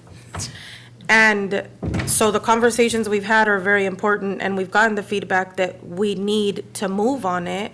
And so the point of setting aside the money, my understanding was that first we had to set aside the money and then come back and as a council discuss it. Yeah. So maybe that there was a misunderstanding on my part, but the fact that this needs to be done yesterday is not something that I want to like delay in any way. Yeah. If the money's there, then I feel that as a council, we should be able to set it aside, and if 2 weeks from now, if Councilmember Crosswhite and I have to get together whatever number of times to prepare it and present it to council, whatever our recommendation is, then that's our job, that's why we're on the committee. I just don't want to delay it anymore. Yes, and again, I apologize if I confused a little bit, the situation a little bit more. Let me be very clear on what your options are based on what I'm hearing everyone is looking for. You can either set it aside right now and tell staff, do not cut a check for $50,000 until you come back to us, which is the same as you waiting 2 weeks from now and saying, this is how we want it to be used, set it aside then. Either way, the money will remain in the fund balance. You have both options. Ms. Cornell. Just to clarify my point, I have no problem in the 50,000 being used for that program. However, it needs to be set aside or authorized in 2 weeks. I do want to know, because this is all cold for me, especially because I missed a meeting, how it's intended to be spent, and then we can decide if we want more, or if it's, we see it as valuable, we can always up it from there too, and with that need. Again, I haven't heard if it's going to go to legal defense. I haven't heard if it's going to food contributions. I haven't heard if it's going to be reduction in utilities, which would be my preference. But there are many ways. I'd like to know how it's intended, because in my own mind, I can make my own judgment on how I feel it's going to be helping the most. And that will come with your recommendation as well, coming out of committee. But I haven't heard any of it yet. So I want that money there, but I want to see how we plan to use it as soon as possible. Please, by next meeting, please. Completely fair, and that's what I want to do. I want to be able to say at the next meeting, this is where the money's going. Again, my take on it was us setting the money aside was almost like a sign of the transparency that we've talked about or mentioned to the public. We're moving on it, the money is set aside, and then at the next meeting, it's not like, I don't think any of us up here are going to deny what we're trying to do. It's just having the conversation. But the setting the money aside today, I think would be a sign of, to the public, we're doing something. So somehow then you're creating a budget line for that prop. Yes. Right. And I'm And fine then with that. at the next meeting, we can come and present But to you you. can do it at the next meeting as well, and it won't change anything, and we can decide it could be 75,000. I hear you, Mayor. I just think that it's a sign of like. You can't release the goodwill. funds anyways. Like, you're adding this to an item on a budget that hasn't even, like, it's like you're sneaking something in ahead of time. But it's not Just at to- all. I think that it's worthy of the whole package to be able to say, you know what, this is the work we've did. Next meeting, this is what we're going to allocate. Maybe we increase it where it goes. May I ask a question? And I personally don't have a problem with allocating the money, the 50,000 into that area so that it's, not obtainable, not touchable. As, as it was stated, it could either be done an hour later, but I'd like to just hear from you, why do you believe there's an urgency now to move the money?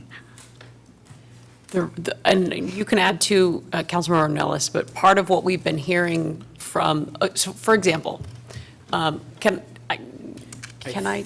I how- think we can I talk, guess- there's enough language Let- about the intended use. I think we can talk about this. Well, because I want to know whether or not I can say how much, the organization that we met with this week, how much money they've already spent in this area. I mean, the staff report says council's ad hoc immigration committee has been tasked with looking into funding opportunities and has met, and so. Well, so what else, I'll just say is we met with one organization who had a pot of $500,000 to help impacted families. They have $5,000 left.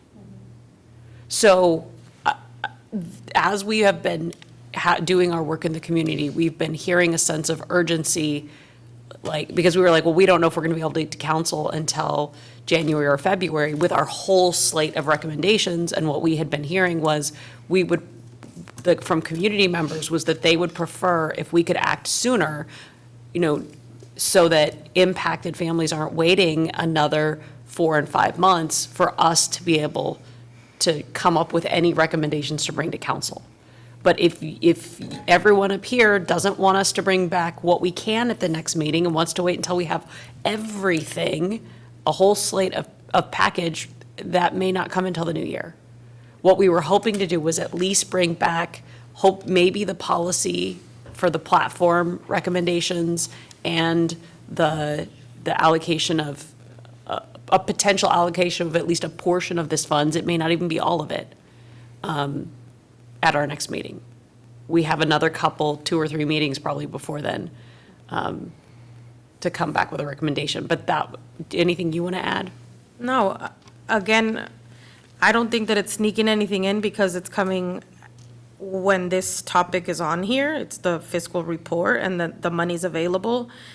And as this is a pressing issue, I think that the urgency that we've heard from community members and the groups that we have met with, they want to see us do something now. And even if this is just a figurative thing, that they can see like, okay, they set money aside, it means we're moving in that direction. That's what I've received or taken from the people we've spoken to. And that was my understanding of why we were doing this piece first and then gonna get to the rest of our meetings and then bring everything back to present to you all. That was my understanding. Thank you for that explanation. And, we live in a time of uncertainty, and so this would definitely be a symbolic gesture. But you can't move the money anyways. We still have to make a decision on the 19th. So whether we do it now or the 19th, at least on the 19th, you have something more to talk about and share in terms of the work that's been done, at least in terms of your meetings, in terms of at least 1 or 2 recommendations versus putting something ahead of time without giving it its full attention. You guys don't see that? I hear what you're saying, but I think because Jenny and I have had the conversations and have met with people, this sign of like goodwill or that we hear them, to me, it doesn't seem like we're sneaking anything. We're saying exactly where the money's gonna be used for. We're not coming up with a committee. We're not gonna be distributing the money, but we could come with the recommendations based on everything we've gathered, plus these meetings we still haven't had at the next meeting. I don't think it's losing anything. Again, I think it's just showing the people that we have met with and not that we hear them and that we're putting something in writing that the money's going to be set aside for immigration, whatever they want to take it as, but it's for this topic. And at the next meeting, we have an opportunity to share and discuss it. The money's still not going anywhere. It's just a sign of goodwill towards this major need. That's it. And also, Mayor, it would be helpful when we meet with groups between now and then to be able to say, in general, council has been supportive of this amount, because we still want to refine some of the recommendations that we come back with based on the meetings that we're going to have between now and then. It would be helpful to say, we're generally looking at this amount and see how that resonates with them as well, so we can get feedback on that to bring back to you. My only difficulty is that I don't want to have any particular organization feel that money's being promised until we've had a chance. That hasn't been done to anybody. Or even at the expectation. Yeah, that's my, I mean, it's just a concern. I'm not accusing, I'm just saying, we need to be really careful. It could be that we feel like in-house we have better control over giving utility relief to everyone that comes to us. That would be, again, that would fall on staff. And what that would mean for staff, and the conversations we've had have not given anyone a sense of hope or understanding that they're going to be the ones receiving the money. Okay, so that's just. And again, it's part part of, I don't want to go too far into the discussion of what and who or where, but these are the just general concerns for the discussion, and that's why it's hard to, seriously, I'm fine with it being out there that we would give 50,000 towards this, I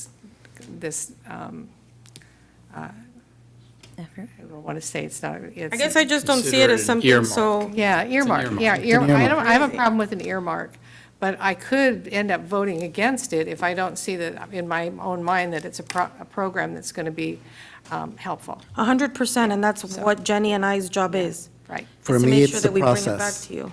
For me, it's going back to the process, right? You were tasked with something, I would think that you would report back as an ad hoc committee, and instead, you're inserting something into a budgetary process, and that wasn't the intent of how an ad hoc committee works. Mr. Mayor, can I interject? Yeah. Because there's no right or wrong here. Your points are well taken, so are the committees. When we close out the fiscal year, and I'm pleased to say in the 6 years that Christie's been here, we've been able to successfully do that in the black. We tell our departments, there's now a pot of money that's available that we can ask the council to commit. That's one time for various things. Some of them are things that the council's already said we want to spend money on, like some of these CIPs. Others are things that might have come up in the meantime. We didn't want to miss the opportunity to present a budget report and make recommendations to you and then forget to earmark some money for this important initiative, because this has been brought up by the public and has been made part of the ad hoc committee's purview to like go out and look at this as a possibility. So from staff's perspective, we were just kind of making sure it gets set aside. It wasn't our intention to get ahead of the committee's recommendation. But, you know, I'll take some of the blame if the appearance is that somehow we're putting the cart before the horse. That wasn't the intention. It was just, you know, let's not come to you, oops, by the way, we forgot at the budget time to bring this up. So it was, you know, it could be 6 of one, half dozen of the other, which I think you've pointed out, right? It could wait 2 more weeks. But at any point, we could, at any moment in time, this council can make a decision, you know what, it's going to be 75,000, it's going to be 100,000, correct? That's right. At any moment in time, we can do that. We have the authority and the power to do that. So, just so that we understand that, right? I had a question regarding, about the presentation you just gave. I apologize. Do you want to bring it back? Can you show me the slide, please, regarding Measure R? And I shared this with the city manager. Again, and it's for the public's understanding regarding Measure R funds. Because making sure the funds are being used for with their intent, making sure that we're transparent about that. I just kind of want to understand the logic here, right? And there's confusion because when you look at the numbers, they don't add up. And I'll point, if you can show me the slide regarding the allocation of Measure R. Sure. So let's say you had $1.3 million that you collected in Measure R funds. According to this expense, the recommendations here, out of that $1.3 million, you're only going to use $400,000 from that for actual street work. And because we have a policy of 20% on reserves, you're going to suck the Measure R money, the $900,000 from there to meet your policy regarding reserves. Is that what I'm understanding? I wouldn't use the word suck. I would use contribute. Borrow. No, it wouldn't be borrowing because it would set it aside. The same way that the general fund and Measure T said our ongoing expenses of $4.5 million may at some point not be realized in the future, and we want to make sure that there is money set aside in case that money doesn't come in, so that we don't have to, for Measure T's case, lay off police officers, and Measure R's case, stop doing as much road work. So we want to set that money aside so that if a rainy day comes, that money is available as a resource for Measure R. And that's actually why we set it aside as Measure R reserves only. So the $4.5 million that Measure R gets, yes, council did adopt a policy to say, generally, if we're going to have this much of an expenses, we should set aside at least 20% of the money in case that money doesn't materialize in the future. And so, yes, it would be setting aside out of the $1.3 million that was received, $900,000 for the reserves. So the ratio, obviously. Remains is the same. Showing that we're putting money aside for other things and not going and using that money for what its intended purpose was, which was primarily streets, currently. At this time. That's the way that the people are going to look at. If they didn't hear my explanation, I can definitely see how just looking at the numbers, that would be the case. I hope that the explanation would make sense. The Measure R committee supported it. They understood the need for the reserve set aside. But yes, of course, if you're just looking at the numbers and that slide, that would be the assumption. Okay, thanks for that explanation. Yeah. The two things that I did want to bring up, and we already discussed, at length, the contribution to the immigration initiative. The other is that because these are one-time monies, we can't raise salaries with it. It's difficult to do anything like that because a salary, a pay is long-term. Yes. And you don't. But I did think that maybe we could have some of those funds used towards signing bonuses for some of these positions we're having difficulty in filling. And because that's what I'm seeing in the industry, VRSD had to do it. So I'm just wondering if there's a place for something like that. And I would, I don't even have a number, but it's more in concept, the fact that we need to fill those positions. We've got a couple that are just really difficult to fill, and those could be one-time monies if it was considered as a signing bonus. And council has authorized staff to do that in the past. I'm sure you want to speak on this. Yeah. Do you want to? So I would like that to be considered for part of this, too. I don't know where you would find it, but I think it's just crucial that we get some of these positions filled so that we can provide the economic development and the engineering support that our staff needs. We typically, I was just going to say the request is timely because our HR administrator and I have been talking about coming back to you soon with some additional recommendations. You've already given some authority on things like certain bonuses or other incentives for recruitment, and we'd like to contemporize that and add a few things.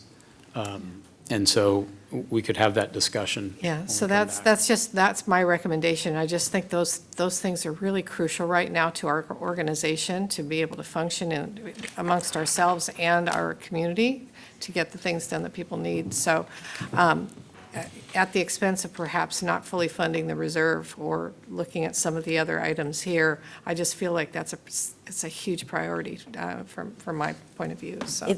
if it helps to know, like I said, council has authorized a signing bonus already. I believe it's up to $5,000 per position, and moving expenses, those are normally absorbed by the salary savings from the vacancy. So in this case, if we didn't have a assistant public works engineer for 2 months, that alone would fund that. So I would just want to make sure staff knows that that's a tool, and I'm hearing 30,000 bonuses type things. It's tough right now to get those positions filled, and that's why we're having trouble filling them, and this has been an ongoing problem. So I'm not saying 30,000, but I'm saying I think it has to be more than 5. So I would just hope that we can find it in the one-time monies that we have, so. Like the engineer positions. Yeah, thanks. And you said you had two things? And the other was the immigration initiative, which we already Oh, discussed, okay. so, yeah, Thank which I'm in favor of, but just would like to see what concept. Just, Mayor, on the Measure R reserve, as the finance director said, I mean, part of why it looks the way that it looks right now is because we've already done that with Measure T. So Measure T already has its own reserve fund, and the regular general fund already has its reserve fund. And so what this does is set aside a Measure R specific reserve fund. So it's not like this money is going back in to the regular general fund pool. This is for Measure R. It just looks like it's disproportionate because we're not currently having to set aside a big Measure T because it already has one. So, anyway. Though, we can spend it any way we want. It's general funds, and I know we don't, and we really, really take seriously the importance of spending it the way it was intended to spend. But we've got a lot of roads to fix too, so. Yeah. You would want to change your fiscal policy to not include the reserve. Correct. Understood, yeah. You know, when we ran into, after COVID, issues with Measure T, the committee was actually the one that recommended to council that the reserve that had been set aside get dipped into. So it went to its intended purpose during that economic downturn to make sure that we weren't having to let go of police officers or staff to sustain us. And so it's still Measure R money.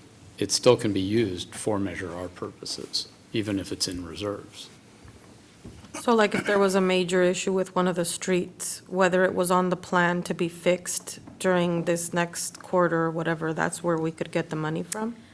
Yes, our policy does allow for the use of reserves with a repayment plan or for one-time, like capital improvement programs. I think there's 3 reasons for it to allow: for emergency work, for a new CIP, and for something else I can't recall. Are we doing this much in the reserves because we need to reach that, or just because that's what's left, that's what's needed? To reach the 20% reserve. And would putting half of it into the reserve and another half, and splitting it and expediting whatever our plan is for the streets be an option, or do we have to reach that 20% now? Your fiscal policy states that it's 20%. If you're not in line with your fiscal policy, it's your own policy. So it might be noted in the audit that we're not following policies, but there's no like state law or anything against it. I'm sorry, I missed what you said. Oh, your fiscal policy, you wouldn't be in line with your fiscal policy. We would not. You would not be in line with your fiscal policy. So this 900,000 has to be put in first to meet that policy, and then whatever comes moving forward with Measure R, if it exceeds what we're already counting on, could it be put towards expediting the street plan? Yes, that's exactly what's happened with Measure T in the past. In fact, that's what that 400,000 is allowing us to do. And that's in the policy, so there's nothing we could do, to the mayor's point of, it feels like it's not being used for what it's supposed to be. The 900 has to be in there because of the standing policy we have. You can always change your policy. Right, but the standing, The standing policy does state that, yes. okay. Where I have difficulty wrapping my head around this is this. 900,000 goes to the reserve, but yet we had $1 million ask recently for the police station, so that was acceptable, but, you see how the numbers don't make sense to me. You had this reserve policy, but yet the city manager was asking for $1 million to borrow from that fund. So what is it? So that's where the logic that you're giving me doesn't make sense because you've been playing a different game.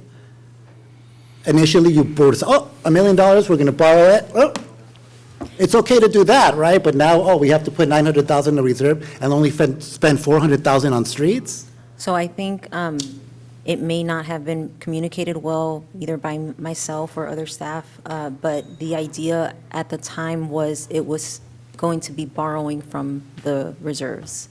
So it would still be the repayment plan, kind of like what we talked about earlier. I completely understand what you're saying, to be fair. That's not what was communicated to the community. But let's move on. It's been late. Any other additional questions? I just had a comment, Mayor. There was it came in under budget for the police department, speaking of the police department, but I also found out that we're a little deficit in the security gating, so it's good when we save money here to help pay deficits over here. And I know in the staff reports, it says that Phase 2 and Phase 3 of the police department are forthcoming when we can find the funding. And as we talked about earlier, tariffs aren't going to go down, I don't think, and prices aren't going to come down, so hopefully sooner than later. Otherwise, it'll be another 10 years before they finish it. Thank you, Mayor. All right, is there a motion for approval? I will make a motion. The only question I have is, I was thinking about making the motion that if the 150,000 isn't needed in its entirety for the 8th Street lighting project, that the balance of that fund, that amount would be moved into the downtown parking lot upgrades. So instead of going ahead and pre-moving it and then having them have to come back and have us reallocate. So I would move approval, let's see, where's the, adopt the recommended budget adjustments as noted in the fiscal impacts of the report, with that one caveat that if there's extra money in the 8th Street lighting project, that be rolled over into the downtown parking lot upgrades. Perfect. That is within the city manager's ability to do. We normally don't change CAPs without giving council's consent first, but now that we have that, we'll go ahead and do that. And I would second that, Mayor. Okay, there's a motion, there's a second. Additional comments, questions, or concerns? All right, all those in favor say aye. Aye. Aye. Motion carries. All right, thank you for sticking with us all night. All right, future agenda items, 13A. Mr. Mayor, members of the council, pretty straightforward how the rest of the year looks. However, I just wanted to point out a couple of things that are not on your forecast. The first is that we are looking at your calendars and hoping to schedule a time for a special meeting in early December for the purpose of the Pavement Management Program Cycle 2 workshop. And so we are hopeful that everyone is available the evening of December 2nd for that public discussion. Thanksgiving's kind of interrupting our ability to do this in November, which is what we had been promising. And so our city engineer is asking if December 2nd would work. So that's Tuesday, December 2nd? Yeah. What time are you thinking? Well, that was a question I had for all of you. Generally, I think we want to make sure the public has a chance to participate and get home from work. So 6. I would think at least 6 or 6:30, maybe even 7. Do you guys have a preference? How long are we anticipating? I think probably 2 hours. 7? Do we have a special meeting on the 19th? Are we starting at 4:30? No, we might have closed session, but we won't need a study session.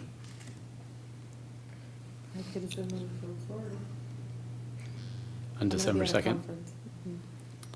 December 2nd, why is that? If I could do that. Are you, That's the only way are you gone that whole week? Yeah, Or we leave the 30th. so like we did Monday or Wednesday, that We wouldn't, leave the 30th and come back the 5th.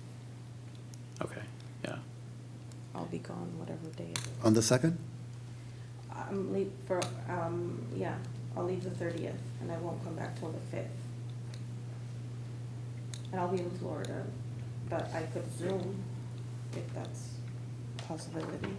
Yeah, we do plan to live stream this and videotape it. There won't be any decisions being made. It's a workshop. We want to make sure council's had input, the public's had input. There's going to be different options for your next 5-year cycle. But just to be clear, that final 5-year cycle and an adopting resolution would have to come back to council at a subsequent meeting. Are we having a meeting December 3rd? No, because you moved it to the 10th. But Gabby's still So gone Gabby- December 3rd anyway. Gabby won't miss that. And I likely won't be here the night of December 3rd, since we don't have a council meeting. Is there a special session on the 10th? Yes. It's a regular council. There is. I mean, it'll be your sole regular council meeting in December. That was the council's desire. And that's celebratory sometimes, too. Pretty much, So yeah. we usually try and keep it light. December, what time did he say? Well, it's up to you guys wanna do guys. something early? You think 6 o'clock instead of 7? Well, or but if we want the public to be able to be there, if we do it at 4:30 before the meeting, What day? 7? No, the On December I 2nd? can only do it at 6 PM. On the 2nd. The second, Are you okay from like 6 to 8? yeah. Okay. But Gabby couldn't be here. That's the only thing I was, I could zoom in from Florida. can she? Hey, what time is it in Florida, though? You have to be within the city's jurisdiction. She could listen in. What if I just, what if I'm Yeah. just a community member listening? We're not gonna vote. I mean, you won't be, you would, the only thing is she wouldn't be able to provide comment other than the same way that a member of the public provides comment. At the meeting, she would not. Right. I probably wouldn't have a comment anyways. Well, if you wanted to. I just listen most of the time anyways, unless it's something I'm really passionate about, like, right now. All right, I just If wanted. that's the only day we could do it and everyone else is available and it's just me that's gone for a conference, I'm fine with just listening. And if I really have something pressing, I can write an Sorry, email Gabby. about it. I'm good. I mean, the other option would be Monday or Tuesday of Thanksgiving week, and it just Well, felt like. that week doesn't work for me. It would have to be the week of, It's a study session, right? it would have to be the week of The actions are still going to come back to the It's council. basically a study session. Yeah. So you'll be able to vote on that. That's fine. Yeah. So did we decide the second at 6? 6 PM. The second, December 2nd. Yes, at 6 PM. And then the other thing is that we just wanted to alert you to the fact that we are working on a date and time for the mobile home rent control ordinance discussion. That'll be a public workshop, and we're looking at doing it on a Sunday. Just wanted to let you all know that. You don't all have to be there per se. It's a public workshop. I think you all will want to be there, but I think we're looking at, I believe it's the 7th or the 14th of December. yeah. But I'm meeting on Friday with the group to determine. Thank you. All right, is that it, Mr. Singer? That is it. All right. During this meeting, You were going to close. I'm closing this meeting in memory of Virginia Hernandez, who passed away. it was the 7th.